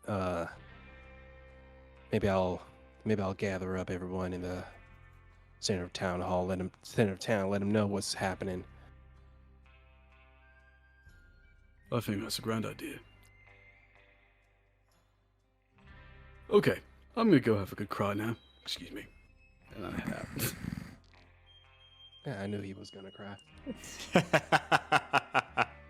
He's like grinning like a fool as he walks away. As you walk back and Poncho, you start gathering people for the town. Miles away, in a different town, Skye, you walk into a town the same size, but every building feels so far apart. By entering in, you feel that if there was any community, any joint factor that brought people together, it has been disbanded. There are lights on in the tavern, in the saloon. The sun is dipping behind the sand dunes, and your staff slung over your back and neckerchief pulled up over your face. Walk in. In the saloon, before you enter, you see 20, 25 people loudly talking. There is a random bar fight. Drinking games are going on. You see 3 figures that you recognize. These 2 Vesk that Poncho named the Monitor Brothers, and this large-toed Gripply person who you saw and met as they were the ones to give the order that not give the order, but say that they're going to be back in 7 days with a larger group of people. They sit in a hot tub in the middle of the saloon, soaking in the steaming water, and their tongue occasionally lapping their face, re-wetting it. You stand on the outside of the saloon looking in. Skye breathes in, and Skye breathes out and walks into the saloon.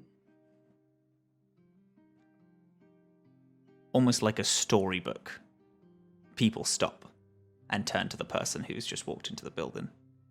And it's quiet? It is.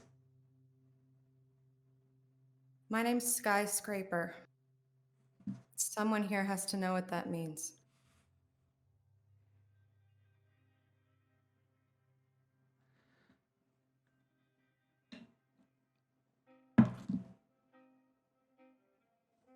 Gripply, this large toad, raises himself out of the hot tub. Well, if the deputy of Nutrino Downs ain't got some guts after all.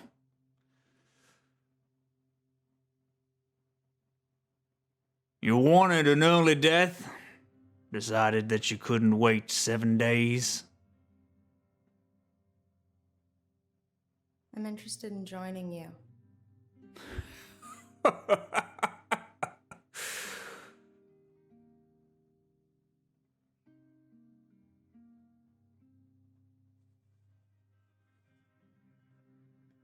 What makes you think that I'm gonna let a deputy of a town that I have threatened join the Baron's men? I'm gonna take my staff in one hand and the gun in the other and let them drop to the floor. My ship crashed here about a week ago. I don't have a way off this planet. And my shipmates are spending all of our resources and money to help Nutrino Downs. I think they're fools, and I think it's a waste of time.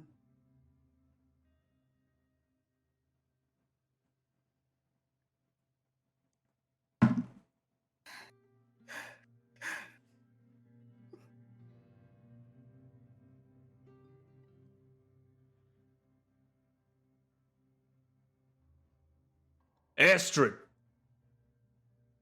A woman, what, young, 19, possibly 20 years old. Short hair, shaved, one side of the head. Not blonde.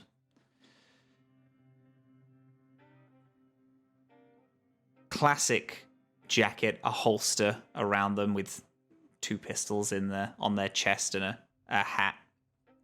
Sitting slightly further away from other people. Looks up.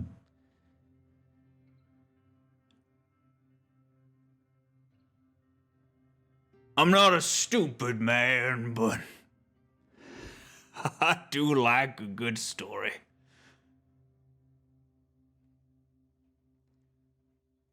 If you want, maybe we could make you useful to the Baron. I'm already useful to the Baron. I'm sure. Astrid, you know, the job that's waiting for you in the morning. Once you get game, once you get Vanny, why don't we push it to now? Think I found you a new ward. Astrid, this young cowgirl, sighs. I ain't gonna be babysitting for you. I wanna join the fight of Nutrino Downs. I ain't here to... Astrid, if you wanna prove yourself to the Baron, you're gonna listen to what I damn say. Yes, sir.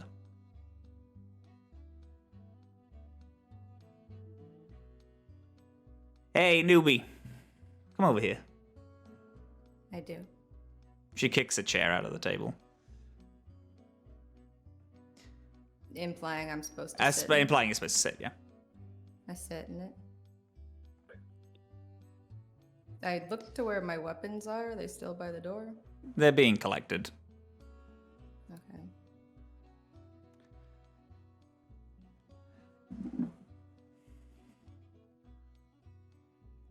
We got some money to pick up. A store in town, the owner's fallen behind on some payments. Willing to go say hi? That's my job.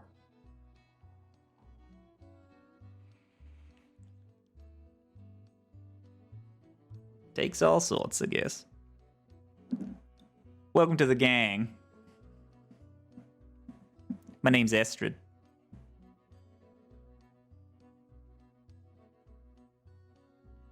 Silent one. All right.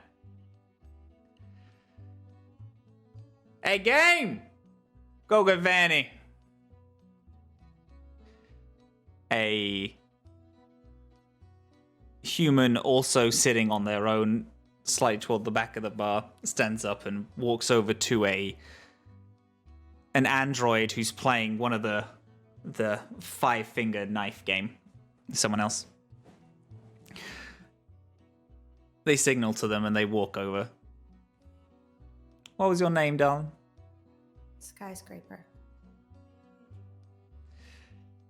Well, Miss Scraper. This game is Vanny. Wanna go shoot Dry Creek a visit? Well, that seems like a lot of fun. Alright, fresh meat. You ever held a gun before? More times than I can count. You ever threatened a man before? More times than I can count. She does seem fun. Alright. Walk with us. They get up and they walk out. The cold air is settling in. They hitch themselves some lizards and wander to the other end of town. A small section that has a large rusting sign that says Dry Creek. There's an inn.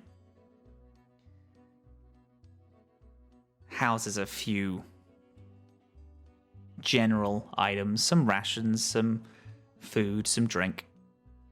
Do I have my weapons back? They didn't give you your weapons back. But as you get closer, Estrid pulls a revolver out of her holster. She spins it over to you. Just before you take it, they pull it back. Now, I know that you wanted to want to prove yourself or whatever, but just in case you came here from Nutrino Downs to pull anything, I just want to make sure that you know. I just want to make sure you're not stupid. You're not stupid, are you, Miss Scraper? No. What benefit would helping Nutrino Downs give me? Takes all sorts. Yeah, I'll take the gun.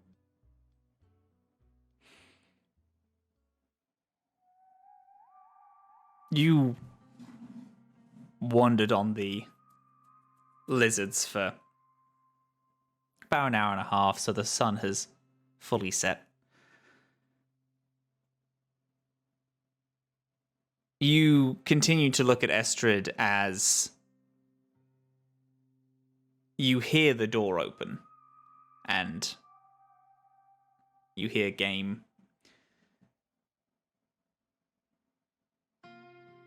Well, looks like you're behind. As you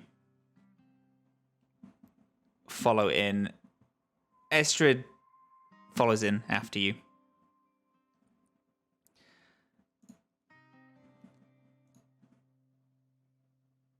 You see an old man, graying. He has a poorly kept but passionately kept mustache, bald on his head. a series of credits and papers fill the counter of the store. The store is poorly stocked. But from the panic in their eyes as you walk in, it's not because the store is selling so much stuff that they can't keep it on the shelves. It seems like people have just stopped caring about the things that are on the shelves. I don't look him in the eyes just like I was trained to do. I glare at him between his eyebrows. Now, we gave you a pretty good deal here. And the Baron is not that happy with the fact that you're just missing payments again and again and again. Now. I'm trying to make it work. I am sorry. But there is just not... People aren't buying stuff anymore. You build stores like... No. I do not care about the why you haven't been paying. I just care about the fact you haven't been paying. How much have you got on you? I need to eat.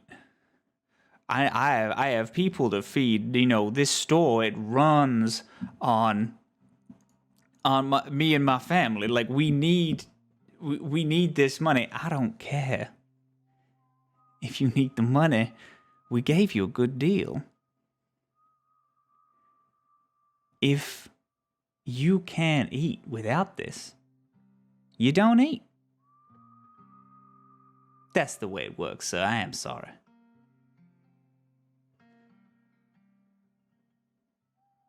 The older man. All right. I got some. Shuffles through some papers. Game and Vanny look at each other, and then look at Estrid. Estrid seems to have this, like, longing stare at the situation, but... I got it, boys. You can go outside. Vanny and Game walk out. This older man sits up from behind the counter, hand shaking, and hands a large amount of credits over. Thank you, darling. If this is short, we're going to be back. You understand that? Next time, maybe think about a meal plan. Eat a bit more frugally. The old man grits his teeth. As Estrid turns, you, Skye, see the man's hand shake slightly quicker. And he reaches under the counter and pulls out a small revolver and points it toward Estrid. And then, just as Skye was conditioned to do, with absolutely no hesitation, not even a moment to think, she raises her gun, cocks it, and fires. Poof! The man's head poof, against the side of the wall. And as the cacophonous gunshot echoes through the store, there's a flash of horrible realization and regret on Skye's face before she swallows it again. Estrid ducks, her hand gripping on one hand gripping on her hat, the other one already pulled the revolver out. She whips around. Game and Vanny run back in, guns drawn. They see you, smoking gun in hand. Well, seems you're going to be useful to us after all. Thank you, Skye. Puts the gun away. It's what I do. I will be honest, though. Got a lot of money from here. The Baron's gonna be quite pissed that you have just taken a good influx of money from him. I think we should explain the situation. Pay him a visit. I got some things I wanted to say to the Baron anyway.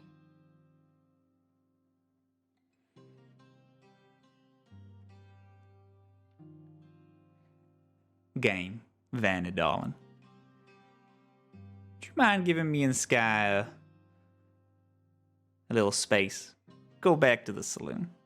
Tell everyone what happened. Me and Skye are gonna catch the train.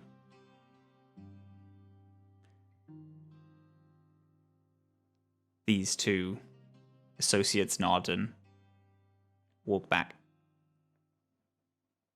You hear a "yeah" from outside and a lizard off. I barely hear anything right now. My heart's beating out of my chest, but I'm keeping my cool just like I was taught to do.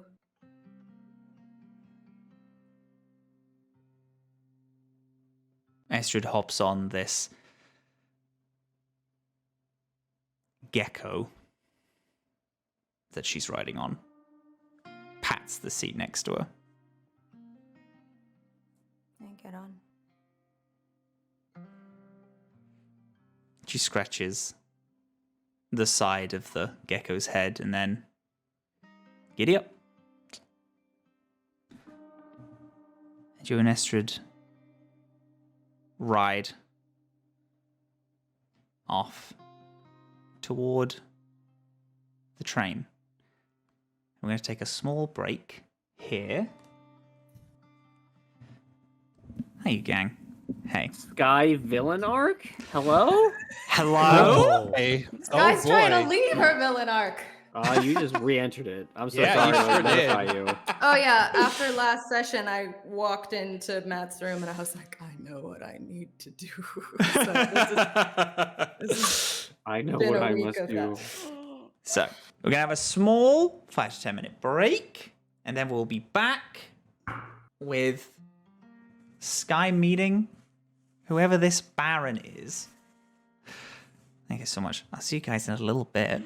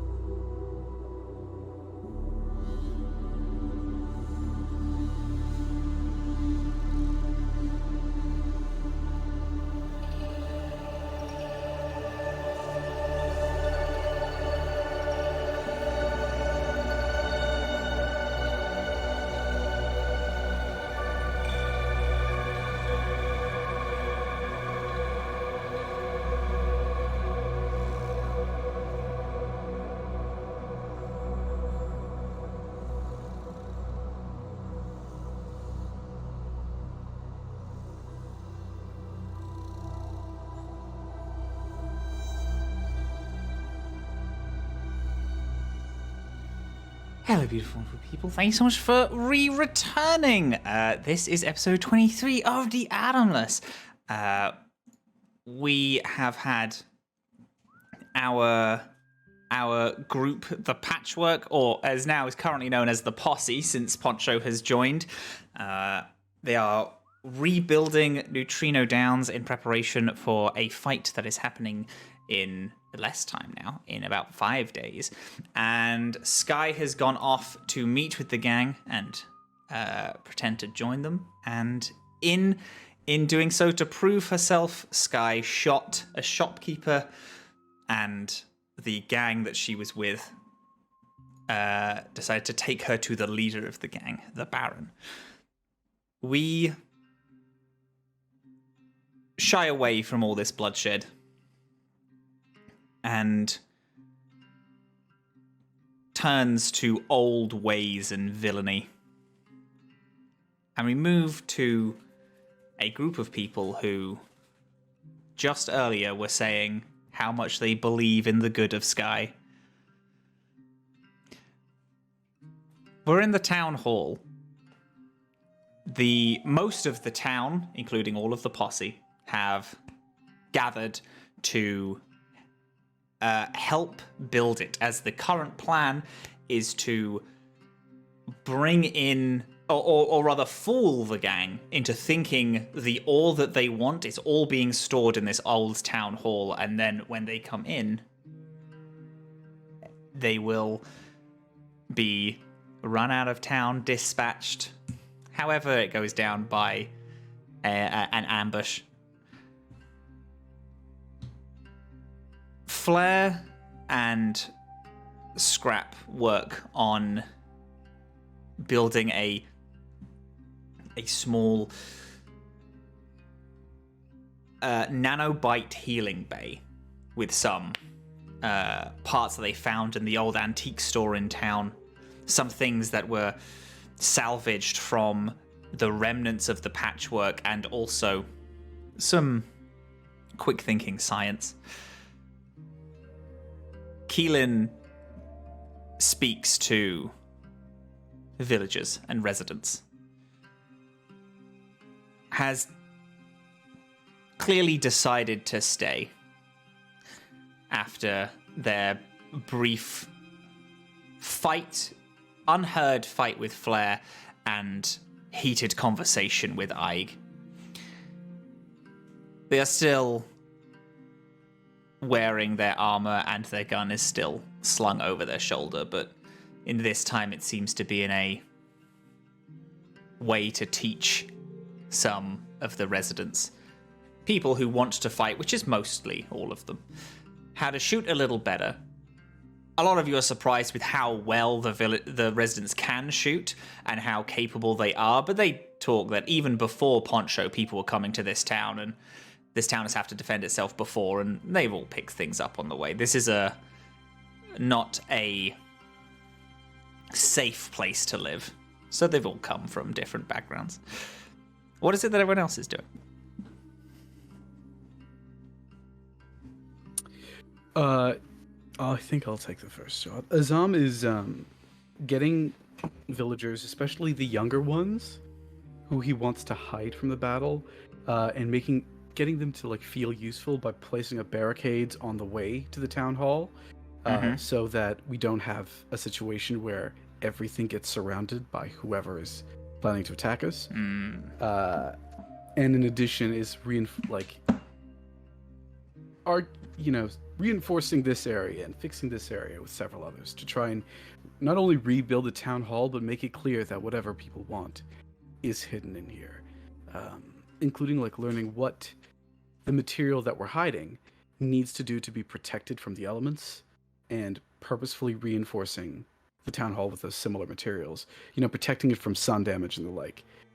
Because this whole plan is to get him to walk through this door and no other door. So. Nice. Very good. Rebuilding. Ige? Ike is working on the med bay as well. but I think that she's specifically consulting with Dr. Theriac about what would be the most useful, where electricity would be helpful, and how she could like maximize what Theriac's boosting injections could be for. So what might help the most in making them stronger and more able to help the most people at once, or as quickly as possible. So Ike's really not focused necessarily on the structure of the med bay, and rather the functionality of like how it's gonna work in practice, and in using Dr. Theriac's knowledge to help guide her in how she Perfect. reinforces that. Wonderful. And Poncho? Poncho is pretty much supervising everything because this is the first time he's ever had help like this. So he's actually feeling, he's just kind of like going from where everyone is at, going back and forth between all these various places where people are training, building things. Like, he wants to step in and help, but then he's like, no, they got this. So he's just trying his best to, he's just supervising. And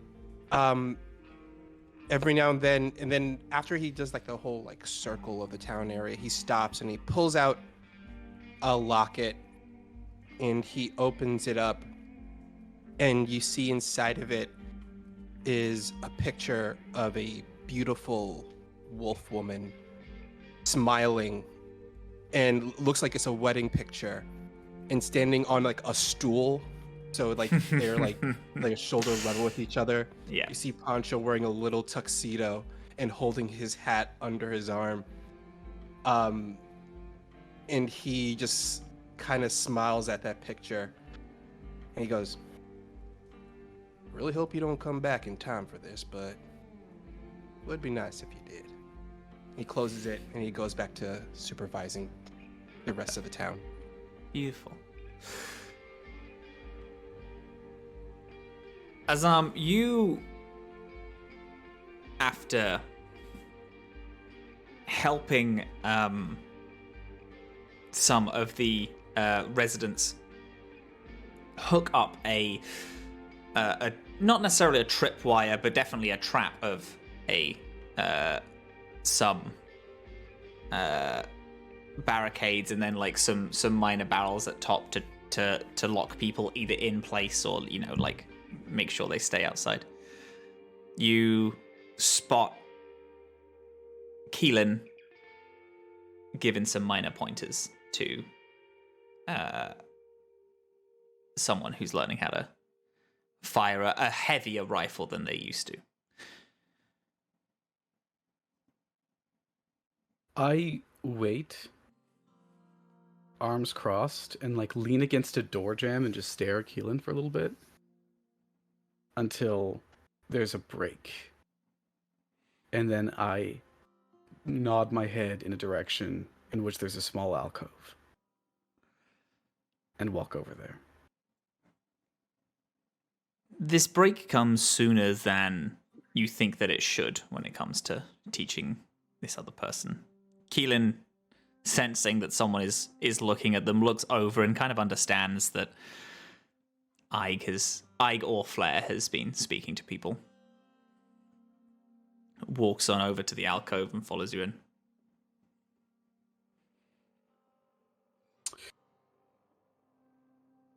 So you know what I've heard.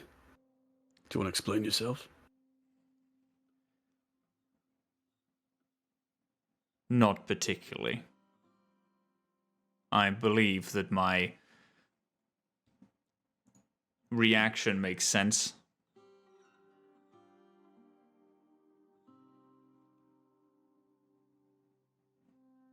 Kelin, there's going to be a day in which you don't get to make choices for Flare anymore. That ability will be gone from you.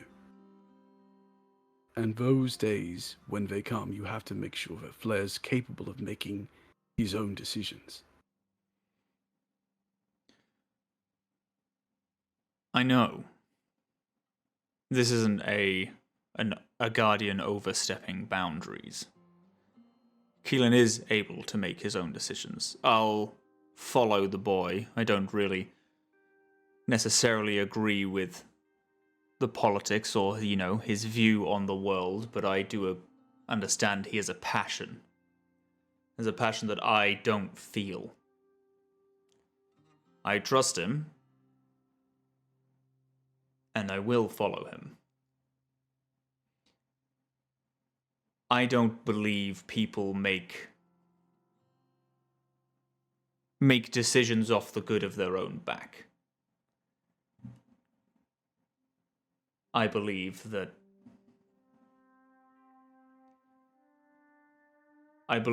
Skye, when shown a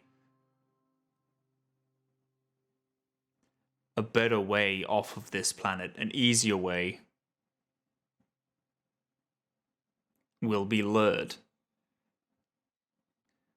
As I imagine myself and Flare both were to the Heth. I don't know why either of us joined in the first place. But I know that people don't do good just for the sake of other people. They do good if there's something they get out of it. You've made a bold assumption there. In fact, you made two. One, you're assuming Skye's actions. She's a child. She'll make mistakes. I shouldn't say she's a child, but to me she is, and she will make mistakes. And that's okay, but more importantly, you're assuming that you made an easy choice to join the Heth. I don't know who you were. I don't know who Flare was. I don't know why you made the decision you did, but you are not giving yourself any kindness by suggesting you did it because it was easy. For all you know, you could have been pushed to doing it, you could have been threatened into doing it. Or more importantly, perhaps you did it because there was no other option. Don't hold the dislike you have for your past self against Skye, or perhaps most importantly, against Flare, because make no mistake, that will change, Vlad. It'll inform their decisions, and if it does, they'll grow up to have that same hatred. And I don't think you want that.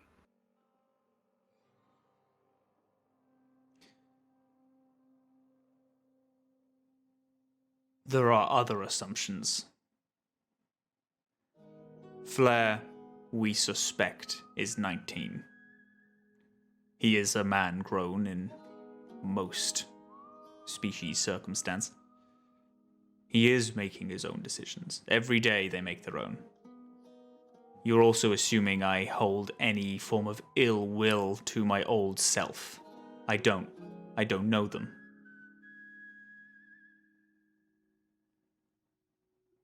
I have been proved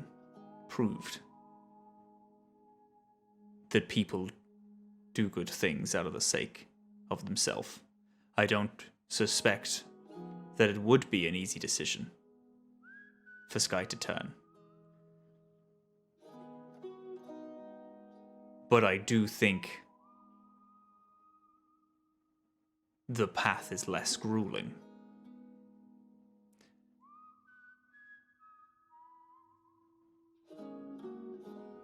I have never made an easy decision in my life.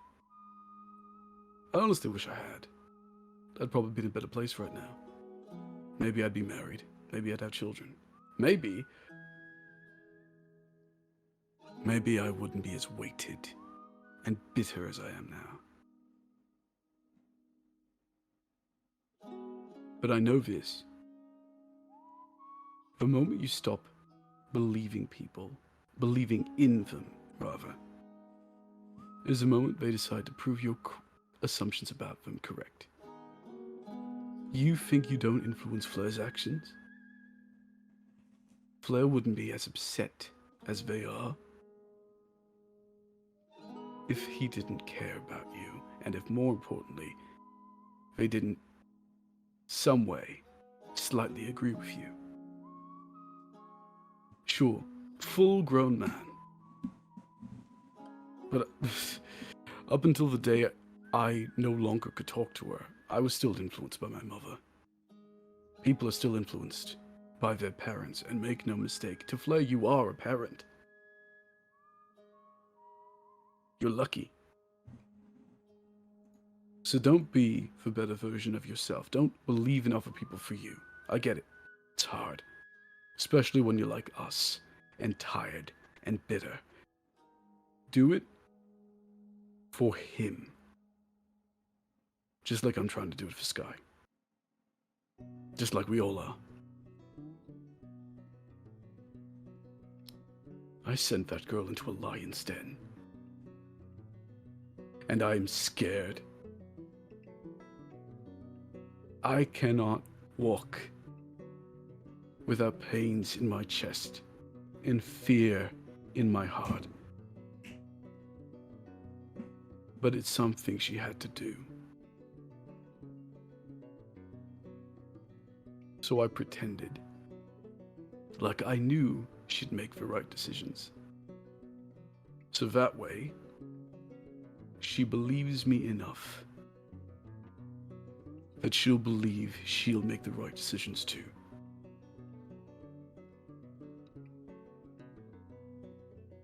It's understandable to be afraid. It's understandable to act out. I'm not blaming you for what you said to Ike. But Kelin, I don't think you're happy. And like it or not, I do wish you were. I'm trying to help.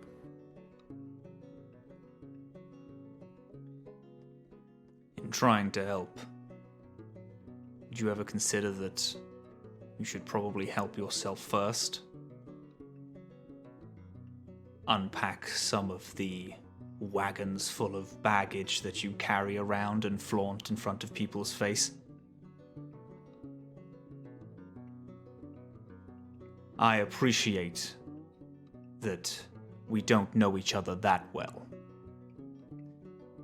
And there are a lot of easy metaphors and stories to tell about who I am and what I care about doing. But before you go telling people how to live their best life, perhaps you should pick up a radio that you were given, or start wearing your fucking engagement ring again. Because all I see is someone who doesn't know how to act, telling other people how to. There's a difference between you and I. You were at, through no fault of your own, the start of a second life. I'm at the end of mine. That's the difference. So you can try and hurt me. It's not gonna work. Oh, and also, we don't wear our engagement rings. We hammer them in once we get married, so I cannot wear it. But thanks for bringing it up. Reminded me that maybe I should stop believing in you and stop pretending. Have fun training. And speak ill of Skye again, and I'll be far less nice about it. Like you said, I've got baggage. Bye, Kelin. And then I walk away.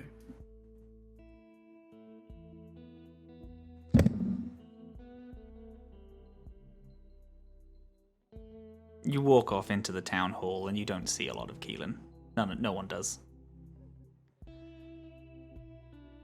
They help passively for 5 to 10 minutes before frustration makes it so that work is nothing positive. You do see Flare joyfully laughing with Scrap, talking to Ig and getting pointers from Theriac.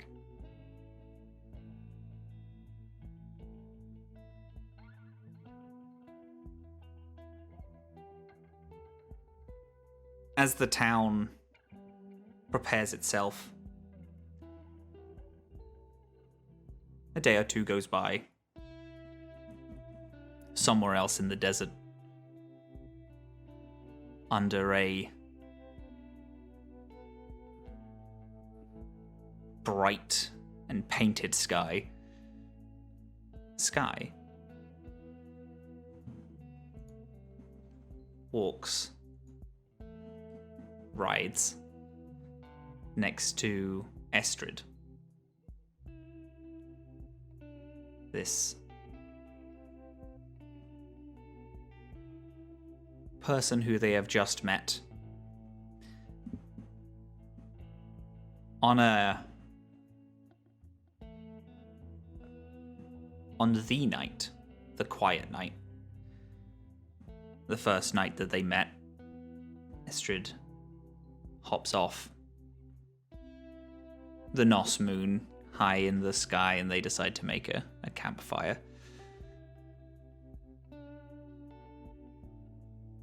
They stare up at the sea,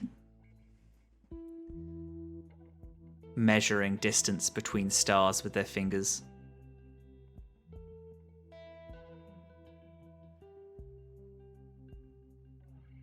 So you crash landed, huh? That's what I overheard.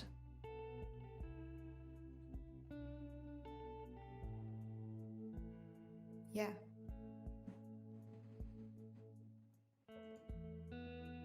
What was it like? Flying through the sea. You ever been to many planets? Have you? My parents did. At least that's what they told me. I was born in the drift. They were farers for most of their life. They traveled from planet to planet and landed here. Decided to settle down for a reason that goes far beyond me. They liked sand and dead planets, apparently. I didn't know them very well. I left when I was very young. Cannot make a job trading scrap for scrap.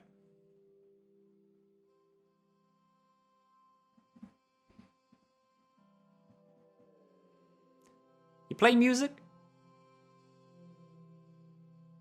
No. I want to, though. She goes over to a pack hitched to the gecko, unfurls it and pulls out a small, what should be 6, but is currently only 4-stringed guitar. I can't play a lot on this. I can't play it very well either. So, don't mind me. You can keep brooding. She lies on her back and then plays a small tune, just strumming the occasional string and then attempting to press down. There's this missing din, the strings of the guitar seeming calling out for some type of clean note that she doesn't seem to be able to play. We weren't allowed to play music in the void. The void. Yeah, I heard of them. She smiles as she says that. That's the goal. Do you know him? Yeah, they're all I know. Hook me up? I could, but I won't do that to you. You hear whispers on the wind. A gang of people that don't listen to nobody and all over the galaxy. That's who I want to be. They're gonna give me the money to leave. I have a ship of my own. I'm gonna not listen to what anyone has to tell me. Fly planet to planet. I'm gonna see the whole galaxy. The void. What brought you here? I didn't make the choice to end up in this crumbling, broken place. This was a decision my parents made when I was very much a baby. I feel like they didn't want to have my bones turn out all weird if I spent my whole life in space, so I was born in the drift. And I lived here. But as I said, I can't make money trading scrap for scrap. A lot of people here don't deal with credits, and New Moors, you do not go into New Moors.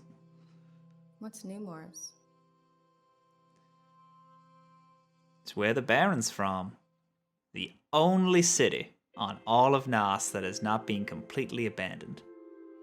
It's basically a space station, but people still like to call this shithole a planet. They are the only way in and out, basically. Unless you crash or you like running your lot with bandits and looters. The Baron is the only person in Nas outside of New Moors who pays in credits. I've been saving up. Not a lot. Not enough for a spaceship, but I'm almost there for a ticket. That's all I need. Kinda want to go to Nerd Noir, but they have a lot of religious stuff. Nah, it's not my thing. If you did have the choice, and any choice in the whole galaxy, what would you choose? To go anywhere or just any choice? Go anywhere, do anything, be anyone.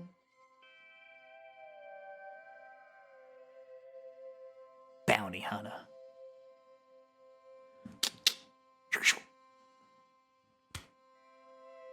Taking names, kicking ass. Getting paid more than anyone I've ever met. Times them all together. People will know me. I'll fly down and they're like, that's Estrid. You don't mess with Estrid. I won't have a home. Bounce planet to planet, seeing everything. I might even leave the Atomless Sea. I might just go to another galaxy entirely. Figure out how those Bifrost engines handle. Travel whole way out. Who knows, maybe I'll go to the center of the universe.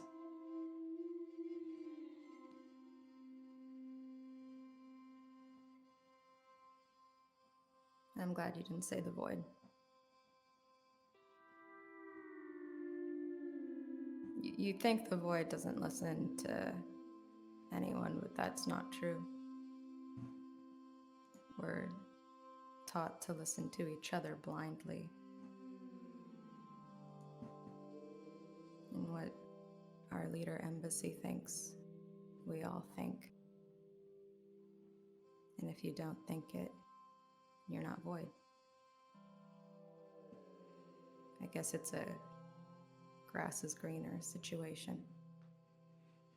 This sounds just like a job to me.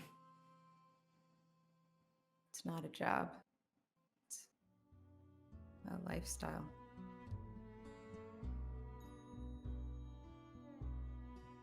Maybe. Sounds fun though. It's not.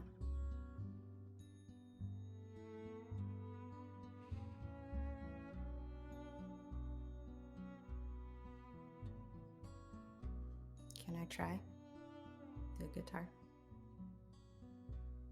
She stops playing and she hands it over to you.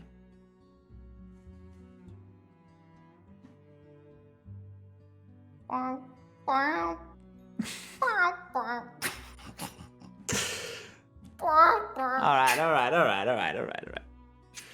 Hey, Skye is not smiling. look, this is how you do it, all right? She kind of moves your fingers. You gotta press down real hard. And she shows you how to pluck. This is all you really can do with this.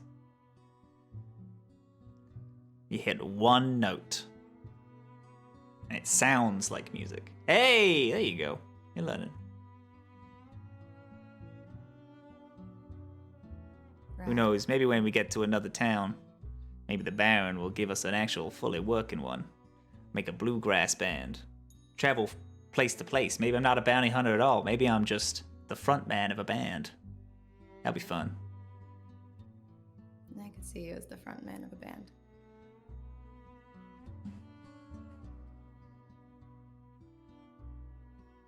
Estrid, star of the show. The Drifter.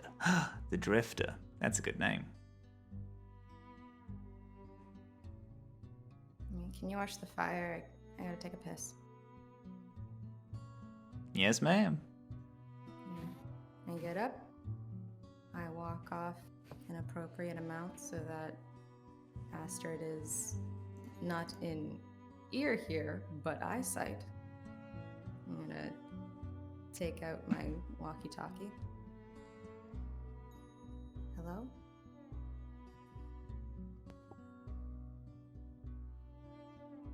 Hello, over? Skye, this is Sheriff. Over. Still alive. Over. Good. Over. Is anyone else there? Over. I could find someone else. Give me a couple seconds. Over. And Poncho will hand it off to Azam. Skye, is that you? Over. Over. Yeah, over. Over. Yeah, it's me. I just wanted to hear your voices again. Over. Seems like you're getting a bit lost. Over.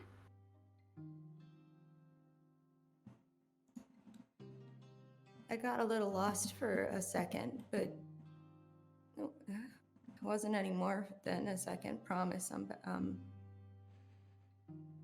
Over. Skye. I know you wouldn't get lost for more than a second.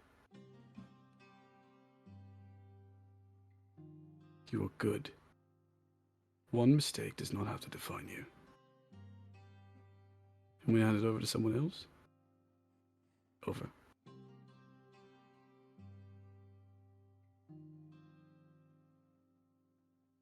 Yeah, can I talk to Scrap?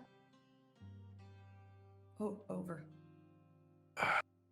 Don't see Scrap. Hold on, I might know where they are. Give me a second. Can you just give, it's Skye. Do you mind giving it to Scrap? Of course. Also, I'm sure she'd want to hear your voice at least once. It's okay. Hold on. Skye, it's okay. We're hopping over. Hi, over. Hi, over. Oh, I see them. Okay. Look, just want to let you know, real quick. I don't know what's going on over there. I assume you have it handled. I have no doubts. But I just want to say Flare has some integrity on them. You'd like to know. Tell you more about it. Back on whatever ship we're on later. I'm gonna be honest, I never doubted that. Over. That's good. But, it's a certain thing when you see it in plain sight.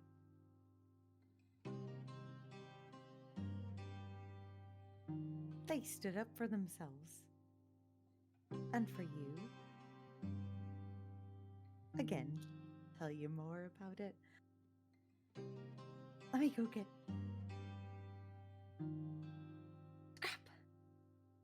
Scrap. Yeah, what's up? Skye on. No, okay. Give it. Breathe. She's already on the line. Okay.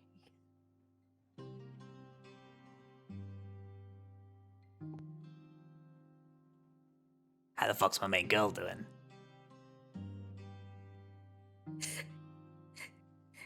You forgot to say over, dumbass.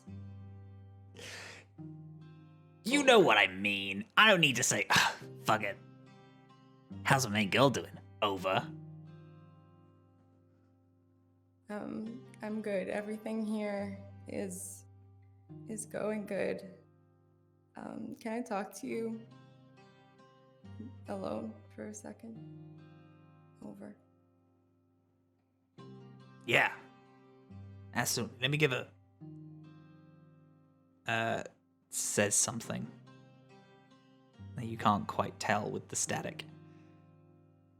You hear the background noise dim. Everyone else sees Scrap go into a back room. What's up? You by yourself? Over? I am over.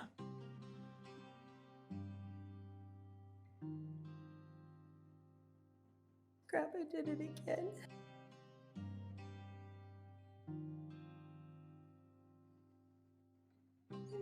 I just got caught up in the moment, and I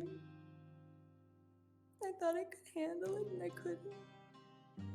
I thought things were different. I thought I was different, and they weren't.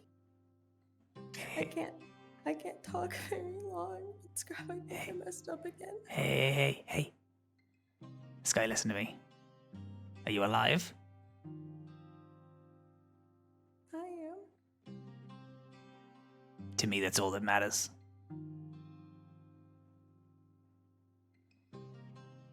If they believe you, trust you, whatever, you're alive. You can fix a mistake. I can't fix this one, Scrap.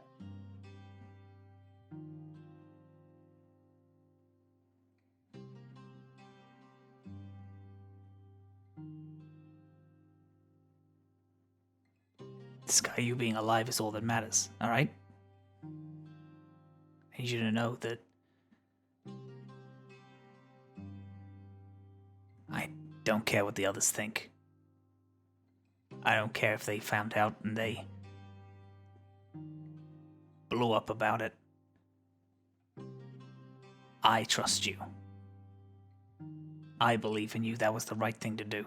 It doesn't matter what it was. We're all doing weird shit to survive.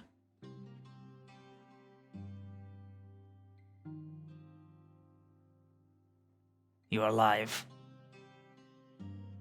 And soon you're gonna be safe. Be back home, alright? Okay. I forgot to say over.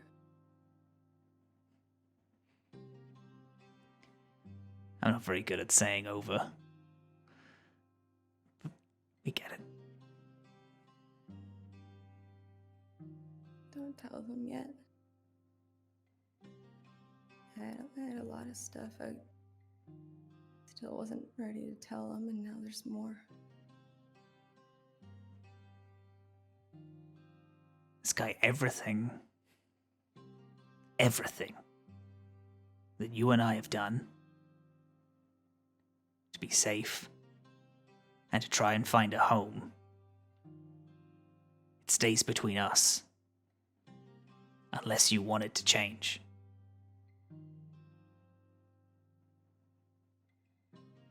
Skye, I would also do. I'm gonna be honest, I would probably do far worse to make sure that I was alive so I could come home again. And my home is with you. And I need to make sure that you know that I don't care what you do. We are the patchwork, you and me. And I need you to come home, whatever it takes. Okay. I gotta go. This is a suspiciously long piss. Oh. I had a talk with the doctor. I think I'm noun binary. Yeah. It's interesting, I just didn't know that. Oh, I did. Oh. I mean, good for you. I thought, yeah, good. That's good crazy. job, I guess, So, yeah. you're way smarter than I ever am. Alright. I love you, Skye. I don't want to get too mushy about it. But I'm excited for you to come home, alright? I don't need you to say it back. I can feel you grimacing on the other end of the phone. Oh, God, thank you. Over. Quit pissing. Get home safe.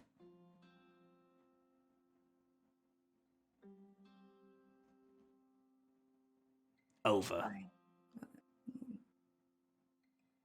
Tell everybody bye for me, okay? Yes, Captain. Bye, boss. Over. Over. Put the walkie-talkie away. Go back to the campfire.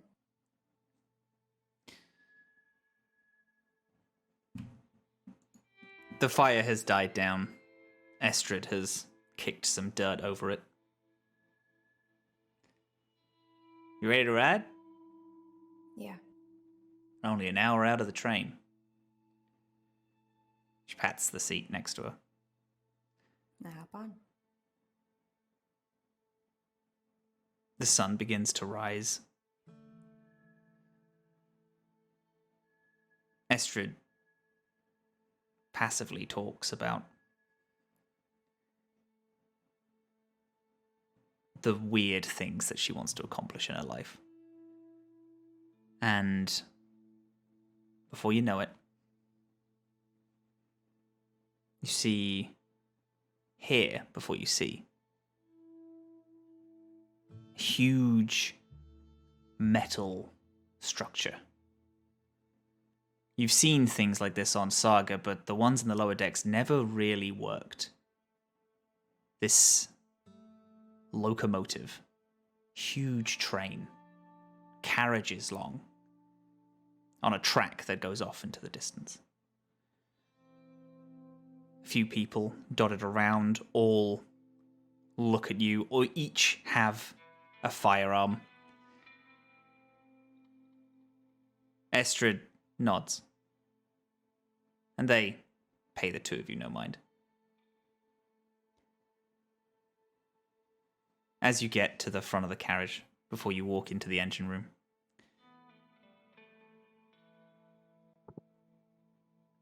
now,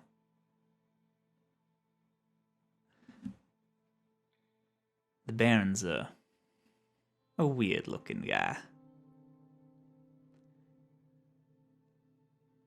We're only going to be in and out. Alright? All right. bangs on the door. Someone opens. Howdy, darling. We're here to see the Baron. We have some news about Dry Creek. This large creature, no discernible face, nods, shuffles back, and the two of you walk in.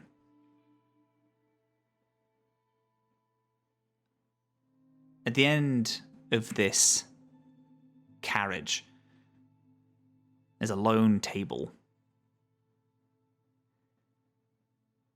Behind it, an engine, and in front of the engine, behind this table, this hunched, grey-haired, old man sits. A huge lump of trinium ore sits in front of them, captured in this Tesla coil of electricity that wires connected to it feed back into the back of his head. A heavy breathing apparatus that you can hear as you walk in, even from as far away as you are.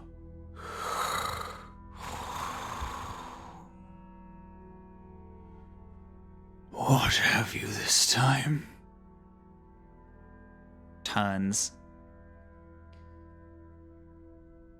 As they look at you, you see the wrinkles deep set in, like almost like you're looking at a world with these huge dry rivers across their face, extending their face down, almost drooping.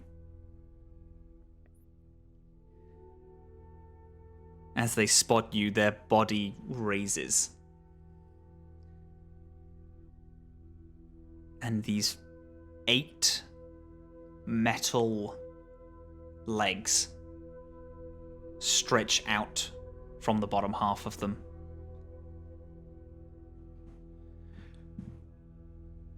Estrid. Who is this? I'm looking to Astrid to see if I should speak for myself or let her do the talking. She nudges you as she remains locked eyes with this person. Skyscraper.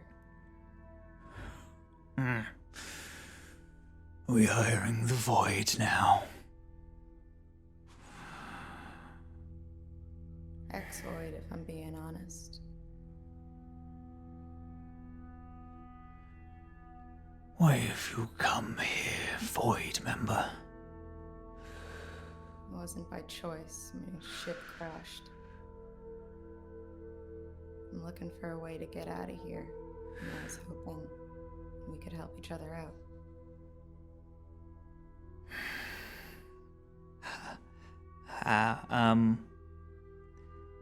We lost a man at Dry Creek, one of the payments. Skye here saved my life. He pulled a gun on me after we took payment, and Skye took care of it. The Void does train them well. Very good, Skye.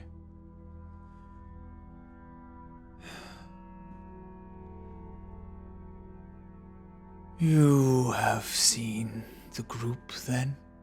If you're near Dry Creek.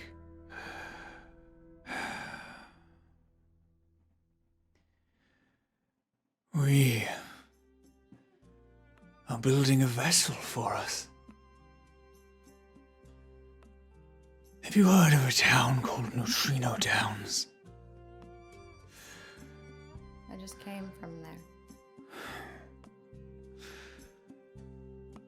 I have some information you might like to hear. Spit it out. I've joined you because I know that you have more manpower and resources than Nutrino Downs could ever hope to have. And yet they're going to try and outsmart you. They're trying to gather as much ore as they possibly can, that when you get there, there won't be any left to take. Storing it all in the old town hall.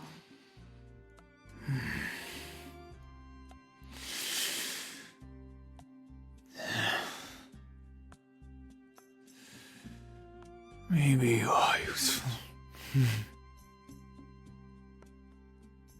Do you know what this ore is? Skyscraper. I know you want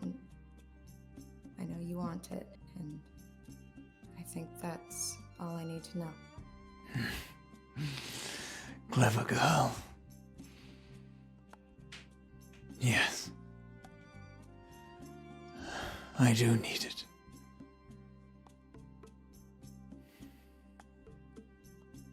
I won't bore you with my life. Nutrino Downs is a very valuable place, but there is one person that has more grit than I care to say.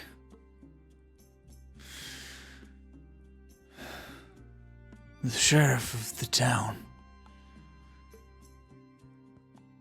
He's stopping me from living. Can you believe that? He used to be such an empathetic man. He's lost this empathy, this compassion.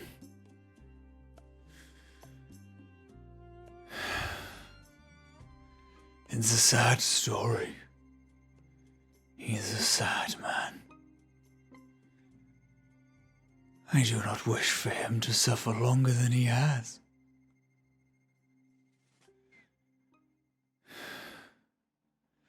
The town is falling apart. They have made their decision, and for that I respect. We have tried to cut them deals, but they only care for their crop.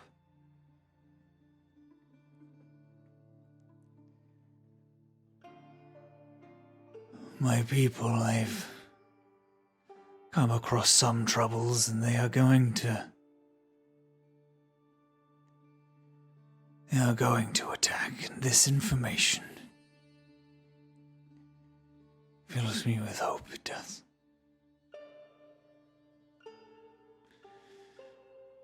Thank you for telling me, Skyscraper. Would you do me a favor? Anything.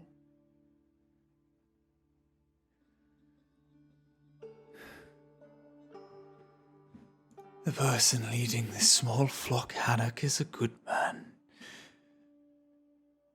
He is loyal and he lacks integrity. He lacks the willpower to lead. Would you lead these people? Tell them what you have told me. A member of the void in our flock could lead us to great things. I am glad, Skyscraper, that this train has stopped here. We won't be here for very long. I am glad it has given us the ability to meet. If that's your will, I'll see it done. You have so few years left. They're in scarcity. They're precious. And they should be protected.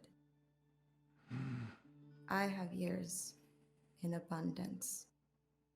But 17 of them were spent learning all I could from the void. And I'd like to kneel before this man, please and thank you. The 17 years are yours now.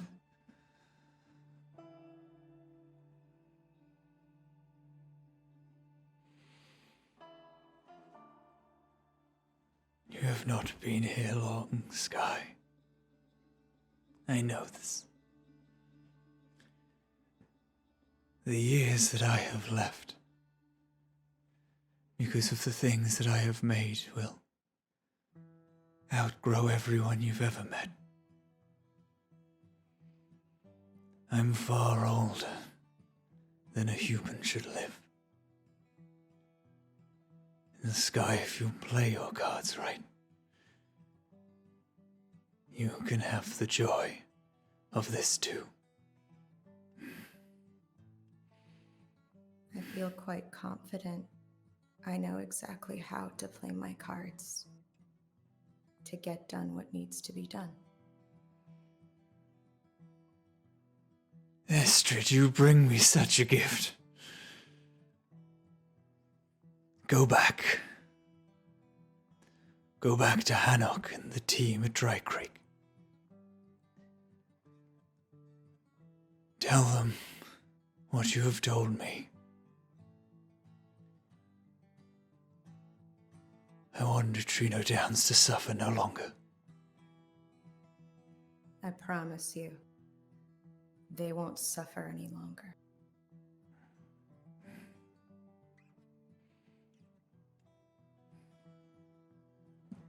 Their 8 spidered legs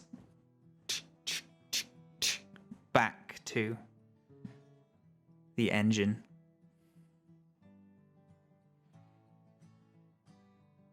They sit and turn their back again toward the fires of the engine.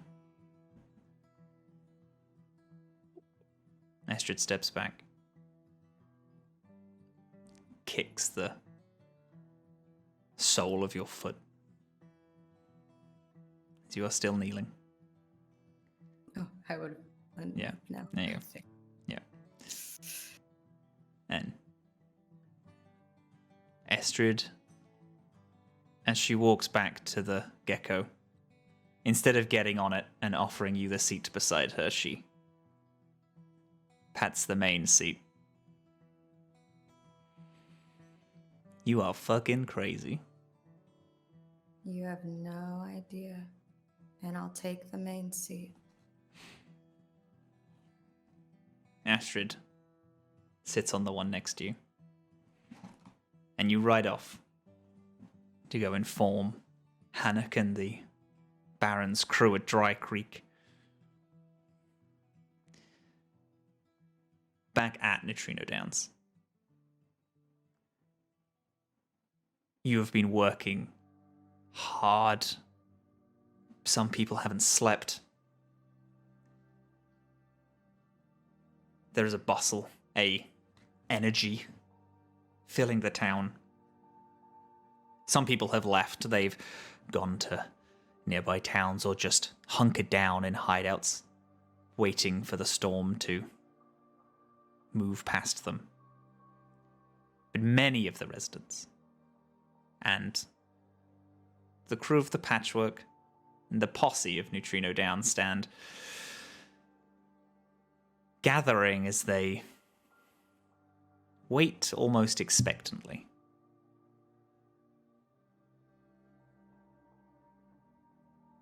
At that point, Poncho, he hops out of the saloon, hops through the crowd, and heads up to the front of the town hall.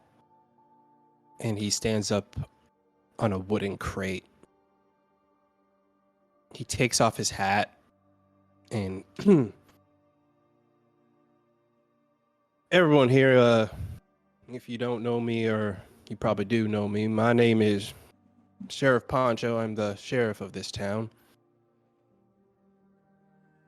And for many years, the Baron has sent his men here to scare us, to shake us down and try to turn the town over to him. And every time the Baron would send his men. I went out there alone to face them. And I've done this job alone for a very, very long time. But you know what? Not today. Today, at the edge of our hope, at the end of our time, we have chosen not to just believe in ourselves, but I decided to believe in a group of people that have come from the stars and crash landed on this planet. And they've given me the hope that today there's not a person here that won't stand alone against the Baron anymore. No. Not today. Right now, the Baron is on his way with a group of fellers. And right now they are coming at our doors.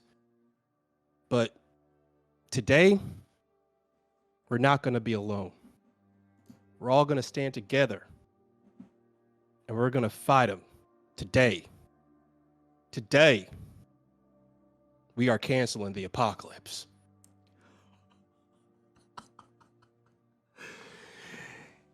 Yeehaw! You hear from the back of the crowd, Tyven, the owner of the inn. Hell yeah! Claps from Scrap.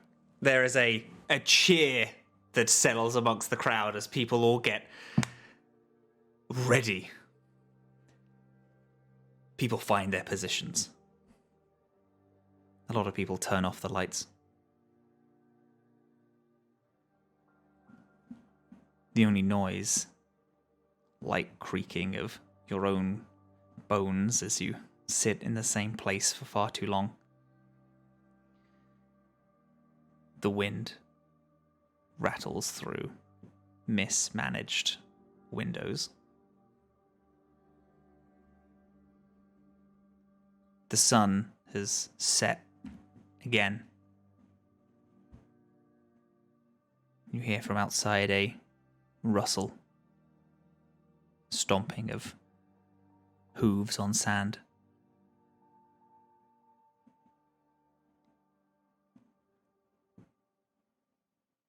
Time's up, Poncho! Let's rumble. A gunshot off in the air. And that's where we're going to end today's episode. Thank you all so much for joining us as we have our little Wild West arc, the town of Nutrino Downs, ready to fight back the scourged enemy that they have. Thank you all so much for joining us here today. I appreciate it so much.